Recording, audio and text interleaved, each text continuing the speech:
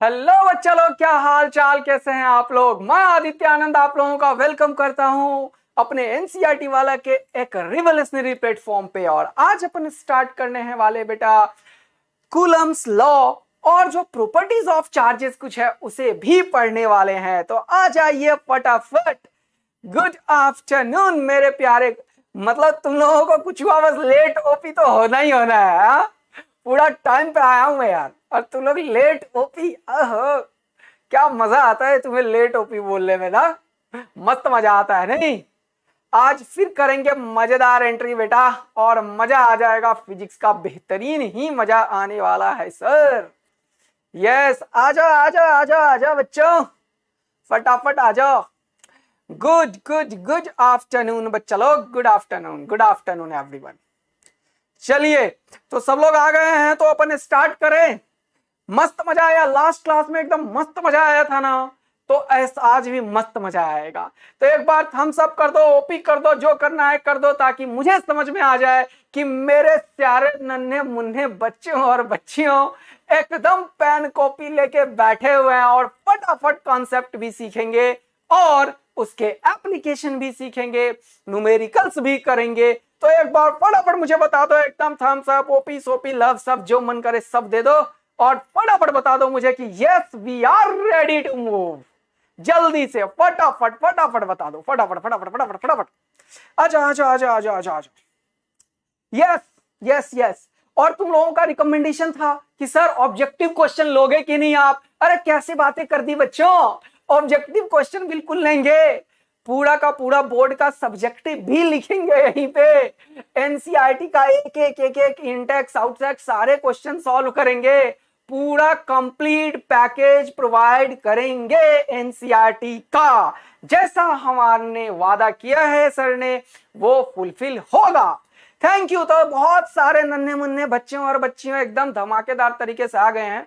तो चलिए स्टार्ट हो जाए। Yes we are ready sir, and I am also ready and excited. Yes yes yes yes.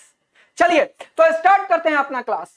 Okay बच्चा लोग, तो आज के क्लास में अपन क्या देखने वाले हैं जरा उसे देख लेते हैं सर। तो what will we learn today's lecture, right. Yes sir. तो आज की क्लास में अपन पढ़ेंगे सबसे पहले सर, सबसे पहले अपन पढ़ेंगे बेटा प्रॉपर्टीज ऑफ चार्जेस, जो कि लास्ट क्लास में इंक्लूड नहीं कर पाए थे अपन, तो आज इसे पढ़ेंगे। फिर क्या पढ़ेंगे सर, फिर पढ़ेंगे कूलम्स लॉ के बारे में सर। कूलम्स लॉ के बारे में पढ़ने के बाद हम पढ़ेंगे मल्टीपल चार्जेस के ऊपर कूलम्स लॉ कैसे काम करता है।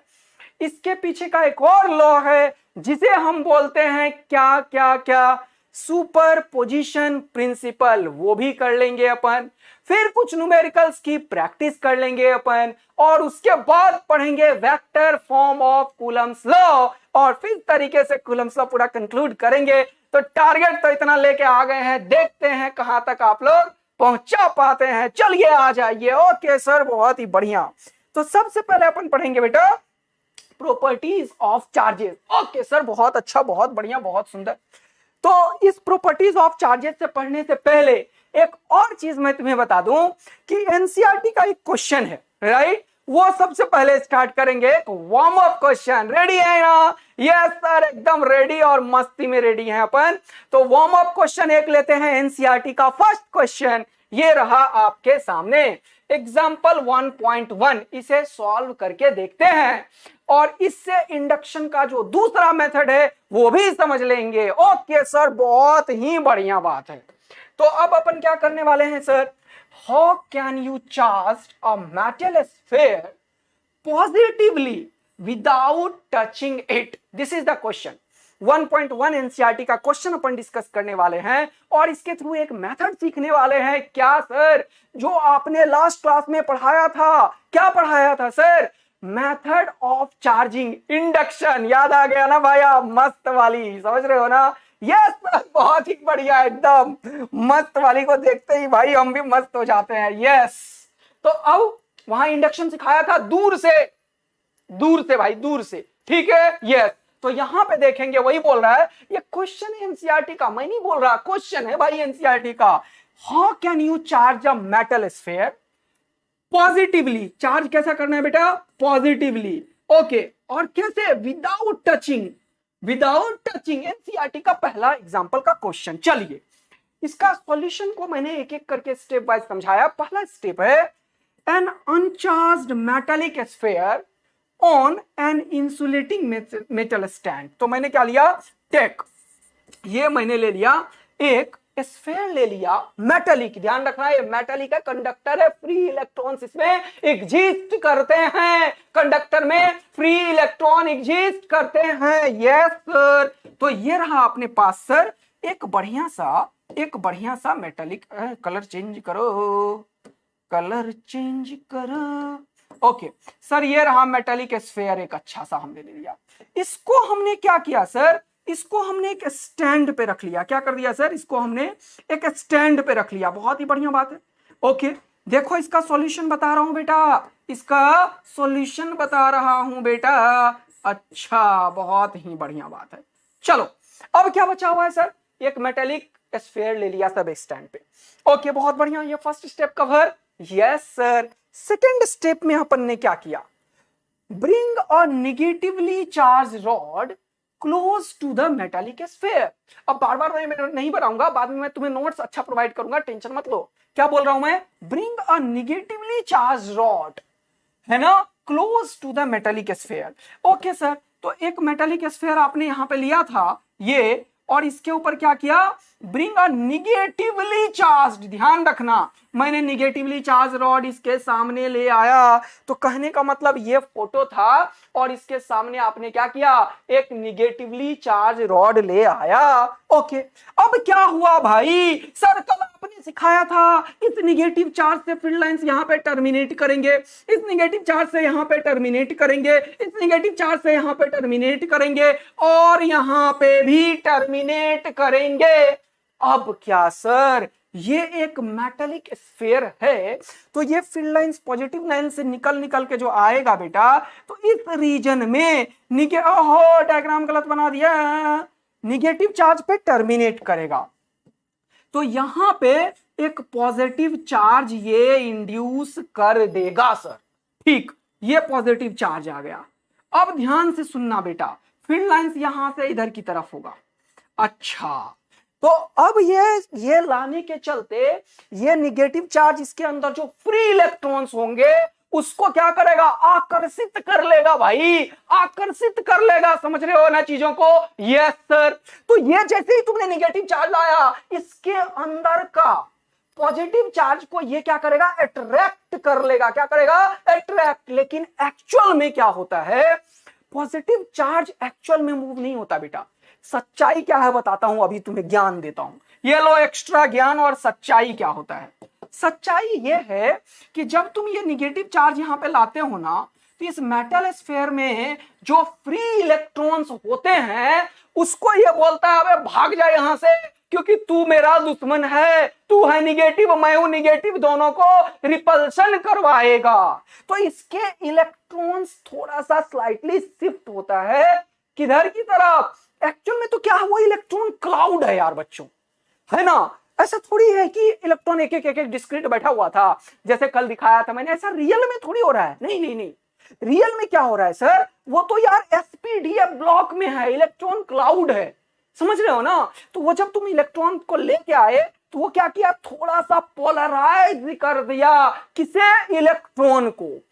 तो वो निगेटिवली चार्ज एक्चुअल में थोड़ा शिफ्ट हो गया इधर की तरफ बच्चों, और निगेटिव इधर की तरफ हुआ और पॉजिटिव वहीं पड़ा हुआ है जहां पे था। तो हम क्या बोलते हैं दुनिया वालों को, एक्चुअल में हम दुनिया वालों को ये सब चीज इतना ना बता के क्या बोलते हैं कि पॉजिटिव चार्ज इधर आ गया। लेकिन सच्चाई यह है कि पॉजिटिव चार्ज यहां नहीं आता है, निगेटिव चार्ज थोड़ा दूर चला जाता है। निगेटिव थोड़ा दूर गया तो पॉजिटिव वहीं रहा, तो दोनों के बीच में थोड़ी सेपरेशन हो गई। तो हम ये बोलते हैं कि ये निगेटिव इस पॉजिटिव को अट्रैक्ट कर दिया। लेकिन कंडक्टर के अंदर में क्या होता है कि नेट इलेक्ट्रिक फील्ड जीरो होने के चलते इस अंदर में कोई भी चार्ज बचा हुआ नहीं रहता। हम ये भी देते हैं लॉजिक, इसीलिए हम ये चार्जेस को थोड़ा सेपरेट करके अच्छा से बच्चों को बताते हैं। लेकिन अगर तुम पूरा फिजिक्स का वर्टिकल स्टडी कर लोगे तो ये एक्चुअल में एक इलेक्ट्रॉन क्लाउड है जिसमें निगेटिव चार्ज करने से थोड़ा शिफ्ट हो गया क्लाउड का। तो ये जो क्लाउड मतलब क्या, बादल की तरह, है ना। तो जब आया तो ये थोड़ा सा शिफ्ट हो गया। ये बच्चों को बहुत बड़ा डाउट होता है हमेशा से, है ना, है ना। ये बहुत ही बड़ा सा डाउट होता है कि सर आपने कैसे बताया कि ये पॉजिटिव चार्ज यहां आ गया। अरे नहीं बताया, ये लोग समझाने के लिए बताते हैं। सच्चाई ये है कि ऐसा कुछ नहीं होता है, होता ये है। अब क्लियर हुआ, क्लियर हुआ। तो एक बार थम्स अप कर दो, है ना, आग लगा दो, दिल बरसा दो, क्या कर दो यार, जो मन करे वो कर दो, ताकि मुझे एकदम आवाज आए कि बच्चे वही समझ रहे हैं जो मैं समझा रहा हूं। Yes sir.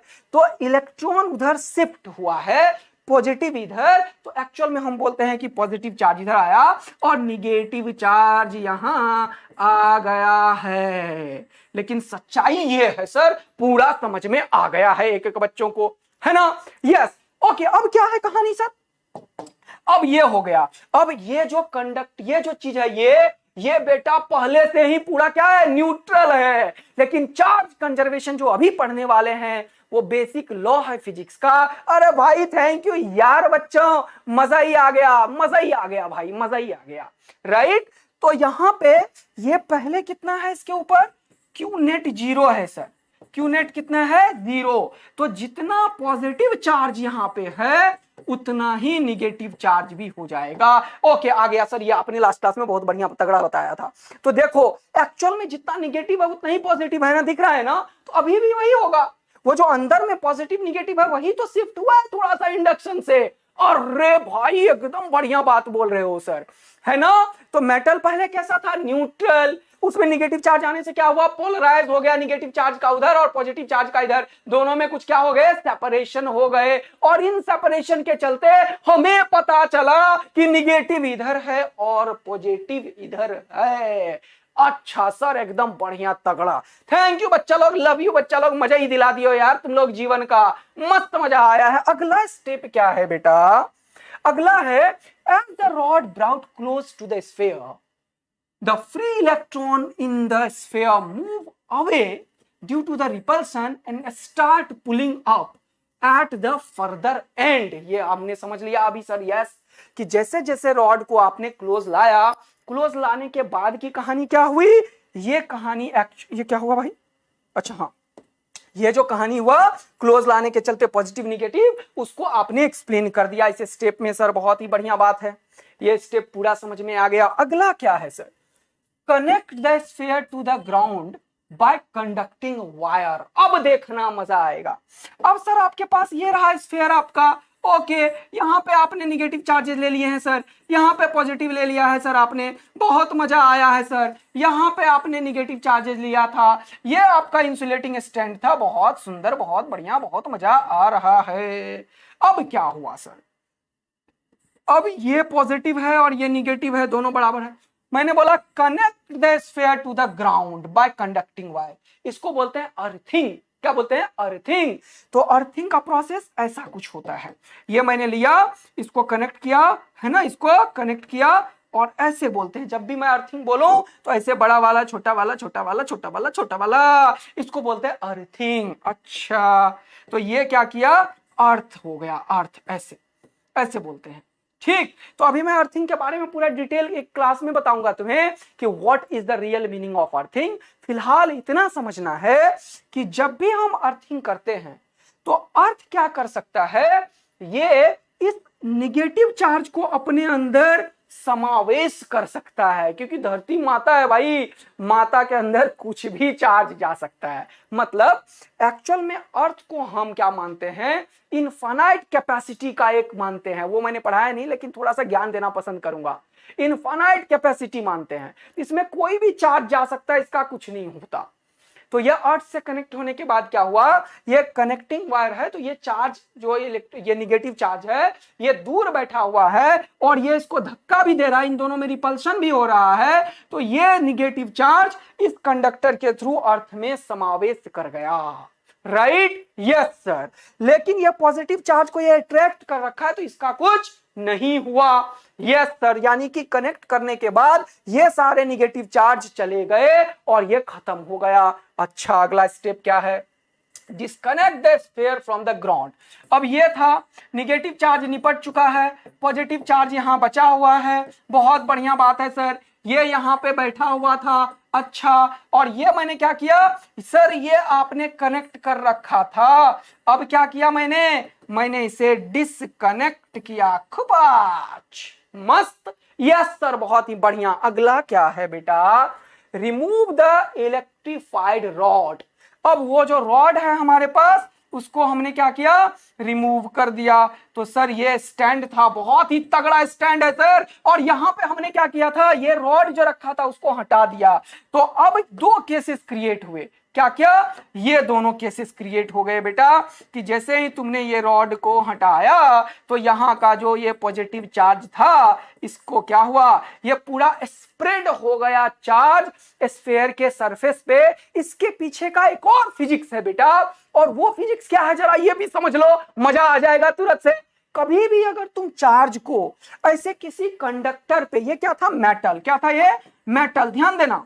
तो ये मेटल के स्फीयर पे क्या होता है, ये चार्ज जैसे ही तुम देते हो ये स्प्रेड हो जाता है। कैसे, इसके पीछे का एक लॉजिक है जो प्रूफ करूंगा मैं पोटेंशियल वाले चैप्टर में, और वो लॉजिक बोलता है कि किसी भी चार्ज का जो स्प्रेड होना होता है स्फीयर के सरफेस के ऊपर या कोई भी मेटेलिक कंडक्टर के ऊपर, वो इसके ऊपर जो चार्ज डेंसिटी है सिग्मा, सिग्मा क्या होता है, समझना बात को, चार्ज डेंसिटी। ये चार्ज डेंसिटी क्या चीज है sir, charge per unit area. क्योंकि इसके अंदर में कोई चार्ज नहीं है, सारा चार्ज सरफेस पे आता है। क्यों, क्योंकि मेटल एक कंडक्टर होता है। क्या होता है बेटा, कंडक्टर, और चार्ज जो भी तुम देते हो वो मेटल के कंडक्टर के सरफेस पे आता है एट इलेक्ट्रोस्टैटिक कंडीशन। ठीक, तो अभी तक हमने क्या बोला, अभी ज्यादा फिजिक्स बोलने लगा तो थोड़ा सा एक बार समझ लेते हैं। ओके सर, बहुत ही बढ़िया। तो आपने क्या देखा कि ये जो मेटेलिक स्फीयर है कंडक्टर, जब मैंने निगेटिव चार्ज को हटाया तो पॉजिटिव यहां पे होगा। लेकिन अब हमें पता है कि ये जो चार्ज डेंसिटी है sigma, charge per unit area, ये बेटा सिग्मा इसके रेडियस पे डिपेंड करता है कि कैसे फैलेगा। तो sigma is inversely proportional to 1 by radius of curvature है। ये रेडियस ऑफ कर्वेचर क्या है सर, इसका जो रेडियस है उसी को रेडियस ऑफ कर्वेचर बोल रहे हैं। ठीक, तो ये जो स्फीयर है उसका सब जगह का रेडियस बेटा बराबर है, सब जगह का रेडियस बेटा बराबर है, सब जगह का रेडियस बेटा बराबर है। तो ये चार्ज इसके ऊपर यूनिफॉर्मली डिस्ट्रीब्यूट हो जाएगा। तो फाइनली बेटा ये चार्ज ऐसे ऐसे ऐसे ऐसे ऐसे ऐसे ऐसे ऐसे देखो पूरा का पूरा यूनिफॉर्मली चार्ज डिस्ट्रीब्यूट हो गया। लेकिन अगर यही सारा कहानी तुम एक दूसरे कंडक्टर के थ्रू कराते, तब चार्ज बेटा यूनिफॉर्मली डिस्ट्रीब्यूट नहीं होता। जिसका रेडियस ऑफ कर्वेचर ज्यादा होता उस पे चार्ज डेंसिटी कम होता, जिसका रेडियस ऑफ कर्वेचर कम होता चार्ज डेंसिटी ज्यादा होता। क्योंकि ये चीज हमें समझना है कि सिग्मा को बोलते हैं बेटा लोकल चार्ज डेंसिटी। ये क्या बोल रहे हो सर, कुछ समझ में नहीं आ रहा है। देखो, चार्ज डेंसिटी मतलब चार्ज पर यूनिट एरिया। तो कंडक्टर पे तो पूरा सरफेस पे ही जाएगा चार्ज, कंडक्टर पे सरफेस पे जाएगा चार्ज, सरफेस पे जाएगा चार्ज। तो ये जो लोकल चार्ज है, लोकल क्यों नाम दिया सर, लोकल क्यों नाम दिया, क्योंकि बेटा इसके जगह का चार्ज इसके रेडियस ऑफ कर्वेचर पे डिपेंड करेगा, इसके जगह का चार्ज इसके रेडियस ऑफ कर्वेचर पे डिपेंड करेगा।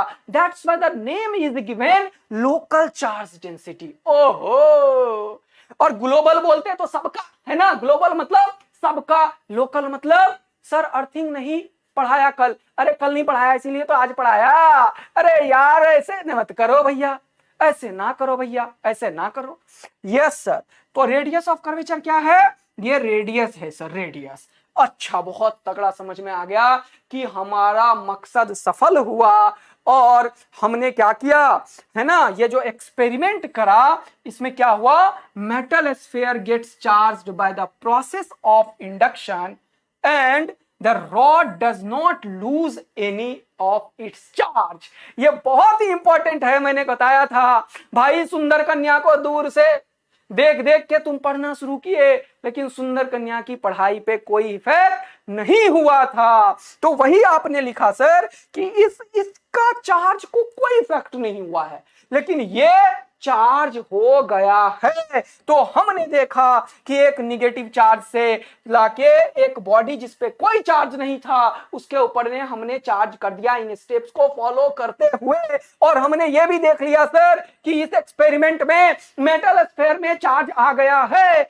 लेकिन जो चार्ज क्रिएट करने के लिए रिस्पॉन्सिबल था उसका कुछ बाल बाका नहीं हुआ, उस पे अभी भी उतना ही चार्ज है जितना पहले था। अच्छा, फिर similar steps are involved in charging a metal sphere negatively by induction by bringing a positive charge rod near it। अगर ऐसा ही क्वेश्चन कभी पूछ दे, क्या पूछ दे सर, अगर मान लो 1.1 का क्वेश्चन ऐसा हो जाए, देखो कि how can you charge a metal sphere negatively, ऐसा बोल दे विदाउट टचिंग, तो क्या करोगे क्या करोगे क्या करोगे, सारे स्टेप यही फॉलो करेंगे। लेकिन यहां पे जो निगेटिव लाया है ना वो लाएंगे पॉजिटिव। मतलब सर आप ये बताने की कोशिश कर रहे हो इस स्टेप में क्या सर कि similar steps are involve in charging a metal sphere negatively, यानी कि अगर किसी चार्ज मेटल स्फीयर को निगेटिव चार्ज मुझे करना है तो लेकिन हमें क्या लेना पड़ेगा, इंडक्शन के through by bringing a positive charge near it. Sir एकदम बढ़िया, मजा आया। और इस प्रोसेस के थ्रू फाइनल 2-4 स्टेप फॉलो होगा और इससे फाइनली क्या होगा, इससे यहां पे आ जाएगा निगेटिव, यहां पे पॉजिटिव, अर्थिंग करेंगे। अब अर्थिंग में क्या होगा, अब अर्थिंग में क्या होगा, इलेक्ट्रॉन निकलेगा अर्थ से। देखो देखो देखो थोड़ा सा एक लाइन, जैसे ही पॉजिटिव लाओगे तो यहाँ पे निगेटिव हो जाएगा, हाँ सर, एक ही लाइन में बता देता हूं, यहां पे पॉजिटिव हो जाएगा, हाँ सर। फिर अगला स्टेप में क्या करोगे, इसको अर्थिंग करेंगे सर। अर्थिंग करने के प्रोसेस में इस बार क्या होगा, ये पॉजिटिव चार्ज कहीं नहीं जाता है, पता है ना तुम्हें, तो एक्चुअल में फिर से क्या होगा, ये अर्थ धरती माता इलेक्ट्रॉन ले भी सकती है और देने का भी पूरा ताकत है बेटा। तो इस बार क्या होगा, ये पूरा इलेक्ट्रॉन इलेक्ट्रॉन इलेक्ट्रॉन इतना यहां से निकलेगा कि ये सारे चीजों को क्या करेगा, न्यूट्रलाइज कर देगा, ये पॉजिटिव और ये नेगेटिव। तो फाइनली क्या बचा, वही प्रोसेस हुआ। और जब इसको रिमूव कर दोगे आप, इसको हटा दोगे, तो फाइनली ये स्फीयर ये निगेटिव चार्ज को पूरा स्प्रेड कर लेगा और हमारा काम हो गया। क्या हो गया बेटा, हमारा काम हो गया कि ये पूरा निगेटिवली चार्ज हो गया। सर आपने 2 क्वेश्चन बता दिया, यस यही तो तरीका है। अब एक और चीज बता देता हूं बेटा, जरा देखो ध्यान पूर्वक। सपोज करो मैंने एक कोई रेंडम शेप का कंडक्टर ले लिया, सपोज करो मैंने कोई रेंडम शेप ले लिया, रेंडम मैंने कोई रेंडम शेप ले लिया। चलो देखो, मैंने कोई रेंडम शेप का कंडक्टर ले लिया, मान लो ऐसा, ठीक, ऐसा कोई कंडक्टर लिया मान लो, ठीक है, मान लिया तुम लोगों ने, हाँ तुम लोग अच्छे बच्चे हो, मेरा बात मान लेते हो। यस सर, हम आपका बात मान लेते हैं। चलो ये मैंने एक कंडक्टर बना दिया, ध्यान पूर्वक देखना बेटा, ध्यान पूर्वक ध्यान पूर्वक ध्यान पूर्वक ध्यान पूर्वक। ओके, ये कंडक्टर है, ध्यान रखना, स्फीयर की तरह 3D शेप है, बीच में मटेरियल ऑफ द कंडक्टर है ये वाला। और अब मैं बोलूं कि इसको मुझे करना है चार्ज, सुनना बात को ध्यान से, मैंने बोला इसको चार्ज करना है पॉजिटिव या निगेटिव, तो क्या होगा, तब कहानी क्या करोगे, इसके पास जो लाओगे ना तुम बेटा, क्या लाया सर, निगेटिव या पॉजिटिव चार्ज लाया, कुछ भी, मान लो इसे पॉजिटिव चार्ज करना है तो निगेटिव लाया होगा मैं, ओके निगेटिव लाया सर आपने। तो अब जो फाइनली इस पे पॉजिटिव चार्ज डिस्ट्रीब्यूट होगा ना वो यूनिफॉर्म नहीं होगा, क्योंकि सर आपने बताया sigma is inversely proportional to 1/ROC। इस जगह का जो रेडियस ऑफ कर्वेचर देखोगे वो यहां का सर्कल जो बनेगा उसका रेडियस होता है। इसका रेडियस ऑफ कर्वेचर अगर निकालना है तो यहां का एक सर्कल बना दो, अच्छा, और ये जो रेडियस है वो इसका रेडियस हुआ। जैसे कोई एकदम से शार्प कॉर्नर बनता है, जैसे यहाँ पे शार्प दिख रहा है थोड़ा सा, ऐसे यहां का सर्कल बना दो, यहां का रेडियस जो होगा यहाँ का ROC होगा, समझ रहे हो ना। तो ROC से क्या मतलब है कि जिस जगह पे यहाँ पे है, यहाँ पे देखो कितना बड़ा सर्कल बनने वाला है, देखो देखो देखो देखो देखो, ये यहाँ पे सर्कल बनाएगा, इसका रेडियस ये है सर, तो सब जगह का radius different different different different है सर, सब जगह का रेडियस डिफरेंट है। R1 है, R2 है, R3 है, R4 है एंड सिमिलरली। इसीलिए इस बार जब तुम चार्ज डिस्ट्रीब्यूट करोगे तो यूनिफॉर्मली नहीं होगा, नॉन यूनिफॉर्म चार्ज डिस्ट्रीब्यूशन होगा। लेकिन इससे पहले क्या था, यूनिफॉर्म चार्ज डिस्ट्रीब्यूशन था। इसमें कैसा था, यूनिफॉर्म चार्ज डिस्ट्रीब्यूशन था। अच्छा सर, अब हमें काफी चीज आप सिखा दिए हो, uniform charge distribution and non uniform charge distribution का एक्चुअल मीनिंग क्या होता है, ऐसा मजा आ गया सर। तो ये क्या हो गया, यूनिफॉर्म चार्ज डिस्ट्रीब्यूशन। और यहां पे बच्चों कैसा होगा, क्योंकि इसका सब जगह का रेडियस जो था वो स्फीयर का ही रेडियस था, इसका सब जगह का रेडियस स्फीयर के रेडियस के बराबर था। लेकिन अगर कोई रैंडम शेप्ड कंडक्टर मैंने उठा लिया, तब ऐसा होगा कि जिसका रेडियस ऑफ कर्वेचर ज्यादा, वहां पे चार्ज कम आएगा। तो यहां पे कम चार्ज आएगा। थोड़ा सा थिकनेस बढ़ाता हूं, यहां पे चार्ज कम आएगा, दूर दूर रखा देखो। लेकिन इसका रेडियस कम है ना, तो यहां पे चार्ज ढेर सारा आएगा। देखो नजदीक नजदीक चार्ज देना शुरू कर दिया। फील आ रहा है तुम्हें? अच्छा ऐसा क्या, हाँ इससे थोड़ा सा इसका है तो यहां पे भी थोड़ा ज्यादा तो रखना पसंद करूंगा मैं। अच्छा यहां पे थोड़ा बड़ा रेडियस बनने की आशंकाएं हैं तो थोड़ा कम कर दिया। यहां पे इससे बड़ा है तो थोड़ा सा कम चार्ज दिया, दूर दूर दूर दूर। अच्छा यहां पे भी थोड़ा सा एक छोटा ही रेडियस बनेगा तो यहां पे क्लोज कर दिया एंड सो ऑन। सर हमें मजा, यहां पे बहुत दूर दूर रखो सर, बहुत दूर दूर रखो। ये भी थोड़ा सा बड़ा ही रेडियस बनाने की कोशिश कर रहा है तो थोड़ा दूर दूर रखो। सर हमें पता चल रहा है कि आप ये बताने में सक्षम हो गए हो कि यहां पे ये चार्ज डिस्ट्रीब्यूशन जो मैंने लिखा है ये कैसा हो चुका है, ये नॉन यूनिफॉर्म चार्ज डिस्ट्रीब्यूशन है। इस पे फील्ड लाइंस नॉन यूनिफॉर्म है और ये निगेटिव चार्ज लाके आपने इसको पॉजिटिव चार्ज कर दिया। सर पूरा बात समझ में आ गया है कि uniform and non uniform charge distribution इस बात पे डिपेंड करेगा कि वो सरफेस कैसा होगा, उसका रेडियस ऑफ कर्वेचर कैसा होगा। सिग्मा को बोलते हैं लोकल चार्ज डेंसिटी। और यदि करना है पॉजिटिव चार्ज तो लाएंगे निगेटिव, यदि करना है निगेटिव चार्ज तो लाएंगे पॉजिटिव। मस्त मजा आया तो एक बार यो यो हो जाए, आग लगा दो, प्यार बरसा दो बच्चों, ताकि मेरे आत्मा को शांति मिले और मजा आ जाए बच्चों को पढ़ाने में। फटाफट आग लगना चाहिए बच्चों, तब अपन दूसरा पढ़ाई करेंगे इलेक्ट्रिक चार्जेस के बारे में। फटाफट बता दो भाई, आग लगना चाहिए यार, आग लगना चाहिए तभी मजा आएगा बेटा। जल्दी एकदम दिल विल बरसा दो, प्यार बरसा दो, यो यो कर दो, ताकि मुझे लग जाए मैंने सबको मस्त समझा दिया है। फटाफट बेटा।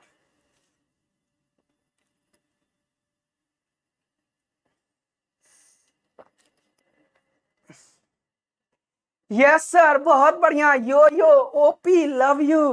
अरे ओहो क्या बात है, सबने मस्त समझ लिया है और मजा मुझे भी आया है, जिंदगी का बेहतरीन मजा आया है सर। ठीक चलिए आ जाइए, अब अगला क्या है sir, basic properties of electric charges. ठीक है, basic properties of electric charges बहुत इंपॉर्टेंट है, जल्दी से करेंगे समझेंगे, पूरा एनसीईआरटी का एक एक लाइन को समझते हुए चलेंगे सर।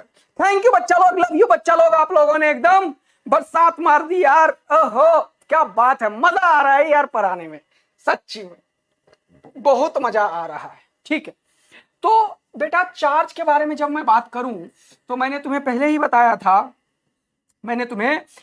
बताया था कि ये चार्ज को हम तो अनडिफाइंड रखे हैं फिजिक्स में, ऐसे ही बोल देते हैं कि ये एक इनहेरेंट प्रॉपर्टीज है जो किसी भी मैटर का इलेक्ट्रिकल एंड मैग्नेटिक बिहेवियर को समझाने की कोशिश कर रहा होता है। लेकिन एक्चुअल में वो प्रॉपर नहीं है डेफिनेशन, और वो डेफिनेशन है भी नहीं। इरोडोव ने एक जगह लिखा है charge is undefined term in physics, what we can defined is positive and negative charge. तो हमने यहां पे क्या देखा है, there are two types of charges, one of them is positive and another is negative. बहुत बढ़िया बात है, आपने बता दिया सर कि पॉजिटिव चार्ज का मतलब ही होता है कि नंबर ऑफ प्रोटॉन जो होगा वो ज्यादा होगा नंबर ऑफ इलेक्ट्रॉन से किसी भी बॉडी में, तो ये बॉडी कैसा कहलाएगा, पॉजिटिवली चार्ज कहलाएगा। अच्छा सर बहुत बढ़िया बात है। ओके, जनरली बॉडी न्यूट्रल होता है। थैंक यू बच्चा लोग, लव यू बच्चा लोग, मजा आ गया, जल्दी से आ जाइए, ध्यान केंद्रित कीजिए जरा यहाँ पे। अच्छा, मजा आ रहा है यार, जब तुम्हें चैट करने बोलता हूं तुम करते हो, और जब तुम्हें बोलता हूं बच्चों पूरा ध्यान इधर देने लगते हो। ये एमसीक्यू करवाऊंगा, क्यों परेशान हो रहा है? अरे सारा 100% काम होता है यहाँ कुछ नहीं छोड़ा जाता है, समझ रहे हो ना? सारा काम करवाऊंगा, एमसीक्यू करवाऊंगा, देखा मैंने एग्जाम्पल वाले करवाए, एक्सरसाइज के भी बाहर वाले क्वेश्चन सारा सॉल्व करवाऊंगा, और एमसीक्यू भी पूरी प्रैक्टिस करवाऊंगा, सारा तरीके से तैयारी होगी। आ जाओ इधर, लेकिन कॉन्सेप्ट का फील भी आएगा, आग भी लगेगा फिजिक्स के लिए सर। ओके सर, एकदम बढ़िया, धन्यवाद, यस थैंक यू बच्चा लोग, आप लोगों के थ्रू ही इतना एनर्जी मिलता है बेटा। आ जाओ, लव यू यार, ये तुम्हारा कमेंट और तुम्हारा ये प्यार और दिल भी लाग ही होता है जो एक टीचर को मोटिवेट करता है बढ़िया से बढ़िया डिलीवरी देने के लिए। थैंक यू बच्चों, मुझे अच्छा बनाने के लिए। आ जाओ इधर। निगेटिवली चार्ज का मतलब क्या है सर? नंबर ऑफ इलेक्ट्रॉन इसमें ज्यादा होगा नंबर ऑफ प्रोटॉन से, और यहां पे ये बॉडी सर निगेटिवली चार्ज्ड हो गया है। ठीक, अब ये बहुत ही इंपॉर्टेंट लाइन मैंने लिखा है एनसीईआरटी का, their effect tend to cancel each other. What do you mean by their effect? Their का मतलब this negative charge and this positive charge. अच्छा सर, तो ये लाइन एनसीईआरटी में मेंशन है कि ये पॉजिटिव और निगेटिव अगर ऐसे है, और कहीं पे अगर मैं यहाँ पे इस पे अगर मान लो एक चार्ज है Q पॉजिटिव का, और उतना ही चार्ज है माइनस का Q, और दोनों को क्या किया, एक घर में लेटा दिया, बोला बस भाई मिलो जुलो, जो करना है करो, तुम स्वतंत्र हो अपने काम करने के लिए। इन्होंने काम कर लिया, फिर अगर मैं बोलूं अब बताओ क्या हुआ, तो यहां पे एनसीईआरटी ने बोला है sir, there effects tend to cancel each other. तो ये पॉजिटिव का अपना इफेक्ट था और निगेटिव का अपना, दोनों मिलके खत्म हो गया कहानी। तो फाइनली अगर इसके ऊपर प्लस क्यू का चार्ज है, इसके ऊपर माइनस क्यू का चार्ज है, और इन दोनों ने कर दिया काम, क्या मतलब? दोनों एक दूसरे के इफेक्ट्स को कैंसिल आउट कर दिया सर। तो अब क्या बचा? प्लस क्यू माइनस क्यू बराबर 0, क्योंकि ये दोनों बराबर है। तो फाइनली इन दोनों का चार्ज हो जाएगा खत्म, और बचेगा कुछ भी नहीं।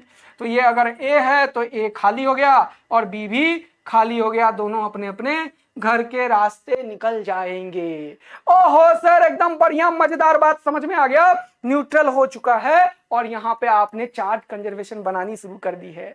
चलिए ठीक है सर, ये समझ में आया। अगला स्टेप देखिए, फिर से सबसे पहला एनसीईआरटी के अकॉर्डिंग जो आपका चार्ज का है प्रॉपर्टीज, तो वो है अपना एडिटिविटी ऑफ चार्ज। क्या है? Additivity of charges. What do you mean bye additivity? वही जो अभी किया था वही एडिटिविटी है क्या? यस, तो जल्दी से देखेंगे और मजा आएगा जीवन का। यस, चलिए, तो एडिटिविटी ऑफ चार्जेस है, charges add up like real numbers. Real numbers को ऐड करते हो ना तुम, अरे रियल नंबर समझते हो ना, बचपन में जो रियल नंबर 9 बना देते थे, 0 लिख देते थे, positive numbers, negative numbers, fractional numbers, सारे रियल नंबर लाइन पे आ जाते थे, माइनस इंफिनिटिव से प्लस इंफिनिटिव। याद आया? हाँ सर, ये 0, ये माइनस इंफिनिटिव से प्लस इंफिनिटिव, दुनिया का कोई भी नंबर यहाँ पे हम दिखा सकते हैं, ये रियल नंबर है। तो अगर मैं एक नंबर ले लूं यहाँ से 2, क्या ले लूं? 2, यहाँ पे ले लूं -2, तो इन दोनों को अगर तुम देखोगे तो 2 और -2 अगर मैं बोलूं ऐड कर, कितना मिला? तो 2 और -2 निपट गया सर, 0 हो गया। Similarly charges add up like real numbers. जैसे रियल नंबर्स ऐड होते हैं, ऐसे ही मान लो कि मैंने एक और एग्जांपल लिया, मैंने बोला चल मान ले यहाँ पे है -4 और यहाँ पे है मान लो कितना 10, मान लो 10, बहुत दूर बाद पहुंचा है 10। तो अब ऐड करो, तो तुम लिखोगे 10 - 4, तो कितना लिखोगे 6। तो ये रियल नंबर जैसे ऐड होते हैं वैसे ही चार्जेस ऐड होता है। यही है एडिटिविटी का मतलब। यस बेटा, बहुत सुंदर, बहुत बढ़िया, बहुत मजा आया है। यस, तो समझ में आया कि चार्जेस को सिंपली ऐड या सब्ट्रैक्ट किया जा सकता है। Like the mass of the body, जैसे तुम बोलो कि mass of the body, like the mass of the body we can add the charge of the body. Yes, like the mass of the body. तो जैसे suppose कर लो कि कोई मैंने बोला कि कोई 2 kg का एक चीज है और दूसरा 4 kg का है। अब कितना बचा? जैसे मास ऑफ द बॉडी मान लो एक ये है 2 kg का, और दूसरा मैंने ले आया यहाँ पे 1 kg का, मैंने दोनों को ऐड कर दिया तो कैसे हुआ, ये होगा अब एक बॉडी कोई हो जाएगा क्या, पता नहीं क्या होगा नहीं होगा, लेकिन 3 kg अपन बोलेंगे। तो जैसे मास को ऐड करते हैं वैसे ही चार्ज को ऐड कर सकते हैं, जैसे नंबर्स को ऐड करते हैं वैसे ही ऐड कर सकते हैं। और क्या बता, charge has magnitude but no direction, ये भी बहुत इंपॉर्टेंट बात है। Charge has magnitude but no direction, इसका क्या मतलब है सर, एक बहुत ही इंपॉर्टेंट लॉ है जो अभी मैं तुम्हें समझाने वाला हूं। इसका यह मतलब है कि अगर कोई चार्ज यहां से आया, मान लो इसके पास मैग्नीट्यूड होगा, तो अगर कोई चार्ज आया तो अपन बोलेंगे चार्ज का यूनिट मैंने बता दिया था 2 कूलम का चार्ज आया, 2 कूलम का चार्ज आया, ऐसा बोलोगे तुम, क्योंकि मैग्नीट्यूड का मतलब होता है नंबर्स। जैसे आप बोलते हो 5 kg ऑफ पोटैटो, है ना, तो 5 is what, numbers that will give you the value of magnitude. अगर मैं बोलूं ये पेन का लेंथ कितना होगा, तो 1 2 3 4 5 6 7 8 9, मान लो मैंने बोला 12 सेंटीमीटर, तो 12 is what, magnitude, centimetre is what, unit. तो कोई भी इस दुनिया का दो चीज 2 नंबर से डिफाइन होता है, एक नंबर और एक यूनिट। तो कोई भी फिजिकल क्वांटिटी में 2 चीज होता है, एक नंबर होता है और एक यूनिट होता है, this number is called magnitude. अच्छा सर, आपने बहुत बढ़िया तरीके से बता दिया कि what is the real meaning of magnitude. A numerical value is the value of magnitude. Okay sir, got it, मजा आ गया।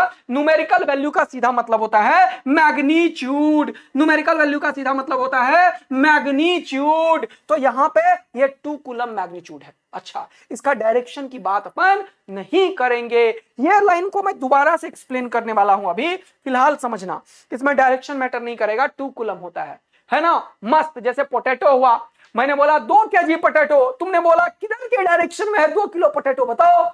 दुकान में खरीदने का समय में इधर देख के खरीदा था, या ऊपर देख के खरीदा था, या लेफ्ट देख के खरीदा था, या मेरी तरफ देख के खरीदा था, ऐसा बोलते हो क्या? या दुकान वाले को बोलते थे पोटैटो जो दे रहे थे वो इस एंगल से दे रहे थे, या ऊपर से गिराया था, या इधर से गिराया था, ऐसा बोलते हो क्या? नहीं ना।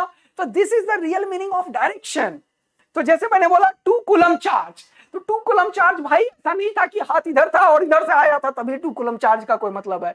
2 कूलम को इधर से भी ले सकता है, इधर से भी, इधर से भी, इधर से भी, फर्क पड़ने वाला नहीं है। इसीलिए चार्ज डायरेक्शन से इंडिपेंडेंट है और मैग्नीट्यूड का ही वैल्यू है सर। ओके, बहुत बढ़िया, बहुत सुंदर, बहुत मजा आयो, जल्दी अगला आयो। अब क्या बोल रहा है, मास of a body is always positive. ध्यान रखना, ये एनसीईआरटी के सारे पॉइंट्स बताऊंगा बेटा मैं, एक एक चीज एनसीईआरटी चलने वाला है बेटा, मजा आएगा अब तुम्हें। यस, एक बच्चा बोल रहा है एप्पल खिला दो। अच्छा, तुम्हें आम भी चाहिए, एप्पल भी चाहिए, बहुत सुंदर बात है। आम एप्पल को देखना छोड़ा, इधर आ जा चुपचाप। Mass of a body is always positive, where charge can be either be positive और निगेटिव। यस, तो मास जो होगा बेटा वो क्या होगा, मास जो होगा वो पॉजिटिव होगा, लेकिन चार्ज बेटा पॉजिटिव और निगेटिव दोनों संभव हैं। जब ये दोनों संभव हैं तो इसमें अट्रैक्शन और रिपल्शन ये भी संभव है ना। अगर पॉजिटिव और निगेटिव है तो इसमें रिपल्शन और अट्रैक्शन भी संभव है, लेकिन मास में according to Newton's law of gravitation सिर्फ अट्रैक्शन ही संभव है बेटा। जैसे तुम घर में बैठे हो ना, तुम मुझे अट्रैक्ट कर रहे हो, पता है तुम्हें, और तुम्हें कोई और भी अट्रैक्ट कर रही होगी और होगा, ये ईश्वर जानते होंगे। लेकिन दुनिया का हर एक 2 मास बेटा एक दूसरे को अट्रैक्ट ही कर सकता है, लेकिन चार्ज ये दुश्मन भी होगा और अट्रैक्शन भी होगा, दोनों संभव है सर। ओके, एकदम बढ़िया, सुंदर, मजेदार बात है सर। अगला बता दो, चार्ज कंजर्वेशन। तो आपने फाइनली ये बता दिया सर कि एडिटिविटी ऑफ चार्जेस का मतलब ये है कि अगर हमारे पास हुआ 10 कूलम का चार्ज किसी बक्से में, एक बक्सा ले लिया मैंने, है ना, और यहाँ पे एक बॉडी है जिसपे है 10 कूलम का चार्ज, ठीक, दूसरा बॉडी है कितने का, 5 कूलम का चार्ज, तीसरा बॉडी है कितने का, 7 कूलम का चार्ज, ठीक। मैंने बोला डिग डिग डिग डिग डिग डिग डिग, जो करना है कर ले बेटा, अपना काम कर ले बेटा। और ये क्या है, ये आइसोलेटेड बना दिया, इन सब के अलावा कोई नहीं है दुनिया में। आइसोलेटेड बना दिया, आइसोलेटेड। अब ये था ए, ये था बी, ये था सी। अब ये तो उन्होंने अपने काम कर दिया। काम करने के बाद जो नया घर में बना, ए का हालात कुछ और हो गया। ए बोला भैया मैं निपट गया, मेरे पास कुछ नहीं बचा। ए निपट गया भाई, ए निपट गया बेटा, भिखारी हो गया ए। समझ लो बी और सी में कितना खतरनाक ही ताकत होगा। अच्छा, अब यहां पे बचा बी और यहां पे बचा सी। अब बी जो है वो मस्त हो चुका है। कितना? बी बोला मैं हो गया 15 बेटा। तो बताओ सी का क्या हालत हुआ? बताओ सी का क्या हालत हुआ? जल्दी बताओ, जल्दी आंसर आना चाहिए एक एक बच्चों का। सी का हालत क्या हुआ? अरे सी का हालत क्या हुआ? सी के हालत कैसे हैं अभी? जल्दी बताओ बेटा, जल्दी।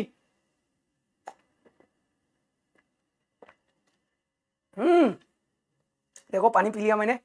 सर जेई वाले पढ़ सकते हैं बेटा। जेई वाला, नीट वाला, सबका जन्म एनसीईआरटी वाला से ही होता है। तो सबसे पहले एनसीईआरटी वाला, फिर जेई वाला, फिर नीट वाला। तो एनसीईआरटी वाला तो बेटा किसी को भी फायदा पहुंचाएगा, मजे ले लो तुम।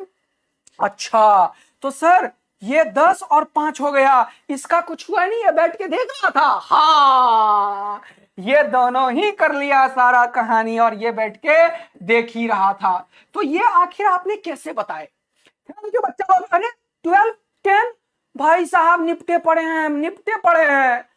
हाँ 7 सारे ने आंसर किया 7। लव यू यार बच्चों, मजा दे दिए हो जीवन का। ये हो गया 7। क्या हो गया? 7। क्या हो गया? 7। अच्छा सर क्यों, कैसे पता चला? ये तुमने एक्चुअल में इन सारे को ऐड कर लिया है ना। तुमने देखा 10 पहले है, 5 फिर है, 7 फिर है, तो 10 + 5 + 7 तुमने यही किया था। तुमने एक्चुअल में इन तीनों को ऐड कर लिया और तुम खुश हो गए, खुशी हो गई। फिर बाद में तुमने देखा कि अब बचा इसके ऊपर 0, इसके ऊपर 15 और इसके ऊपर पता नहीं कितना, सी लिख लिया। तो सी का वैल्यू निकाला तो 15 में से 15 निपटा, सी का वैल्यू 7 आ गया। एक्चुअल में मैं ये क्यों बताया? ये 2 तरीके के एग्जाम्पल को बताता है। ये फर्स्ट एंड सेकंड दोनों को बताता है। ये फर्स्ट एंड सेकंड का क्या मतलब है सर आपका? थैंक यू बच्चा लोग, लव यू बच्चा लोग, मजा ही आ गया है। फर्स्ट और सेकंड का क्या मतलब है जरा देखना। फर्स्ट में मैंने क्या किया? एडिटिव प्रॉपर्टीज ऑफ चार्ज को यूज किया, राइट। मैं इधर के सारे चार्ज को इजिली सम कर दिया और इधर के सारे चार्जेस को सीजी सम कर दिया। लेकिन ये तुम्हें किसने बोला कि बराबर कर दो? ये किसने बोला? किसी ने बोला क्या? नहीं। इसे बताने के लिए हमारे पास दूसरा लॉ आया। अरे ये तुम्हें किसने बोला कि आखिर ये चार्ज और ये चार्ज दोनों बराबर होंगे? ये किसने बोला? अभी तक तो कोई ऐसा रूल नहीं आया है ना। हमने बोला नहीं, तुमने बोला नहीं, किसने बोला? इसने बोला। Charge is conserved. तो चार्ज कंजर्वेशन का यह प्रॉपर्टीज था बेटा कि किसी भी आइसोलेटेड सिस्टम में जो नेट चार्ज होता है वो कंजर्व होता है। ओके सर, तो ये क्या हुआ? बाय रबिंग ध्यान से सुनना, there is transfer of electron from one body to other. यही हुआ था कुछ। अरे इधर से इलेक्ट्रॉन इधर और इधर से इलेक्ट्रॉन इधर, तो इधर पॉजिटिव इधर नेगेटिव। हाँ तो no new charges are either created और डिस्ट्रॉयड। लेकिन एक चीज तुम्हें बताऊंगा, चार्ज पार्टिकल क्रिएट होता है लेकिन चार्ज क्रिएट नहीं होता। ये पूरा अच्छे से समझाऊंगा, टेंशन की कोई बात नहीं है। पहले एनसीईआरटी को समझो। एनसीईआरटी ने क्या बोला? When we rub each other two bodies then electron are transferred from one body to another body. In that situation there is net charge always conserved, है ना। वही लिख रहा है, there is a transfer of electron from one body to other, no new charge. ये new का क्या मतलब है सर? जितना इलेक्ट्रॉन गया उतना ही पॉजिटिव चार्ज आया। No new charge either created और डिस्ट्रॉयड। अच्छा एकदम बढ़िया, एकदम बढ़िया। अब क्या? With in an isolated system consisting of many bodies, जैसे कि ये एग्जांपल लिया मैंने अभी, है ना। हाँ सर, ये एग्जांपल को आपने कॉपी किया, इसको नीचे पटक दिया, इसको नीचे पटक दिया। ध्यान पूर्वक देखना, मैंने बोला within an isolated system, जैसे कि एक आइसोलेटेड सिस्टम मैंने यहां बना दिया, मान लो ओके, इसमें मैंने ले लिया ये 2 बॉडी ले लिया, 3 बॉडी ले लिया, जो मन करे ले लिया। यह आइसोलेटेड सिस्टम है। कैसा है? आइसोलेटेड। आइसोलेटेड का मतलब दुनिया में सबसे अकेला बैठा है हिमालय के ऊपर और कर रहा है ध्यान मग्न। हिमालय के ऊपर बैठ के जो बंदा ध्यान में मग्न हो उसे हम आइसोलेटेड बोलते हैं, जिसे दुनियादारी से कोई भी मतलब नहीं रह गया है। क्या मतलब? इधर उधर अगर कोई चार्ज है तो वो इन चार्जेस को इफेक्ट नहीं कर रहा होगा, है ना। इधर उधर अगर कोई चार्जेस है तो वो इन्हें इफेक्ट नहीं कर रहा होगा, इसे बोलते हैं आइसोलेटेड बेटा।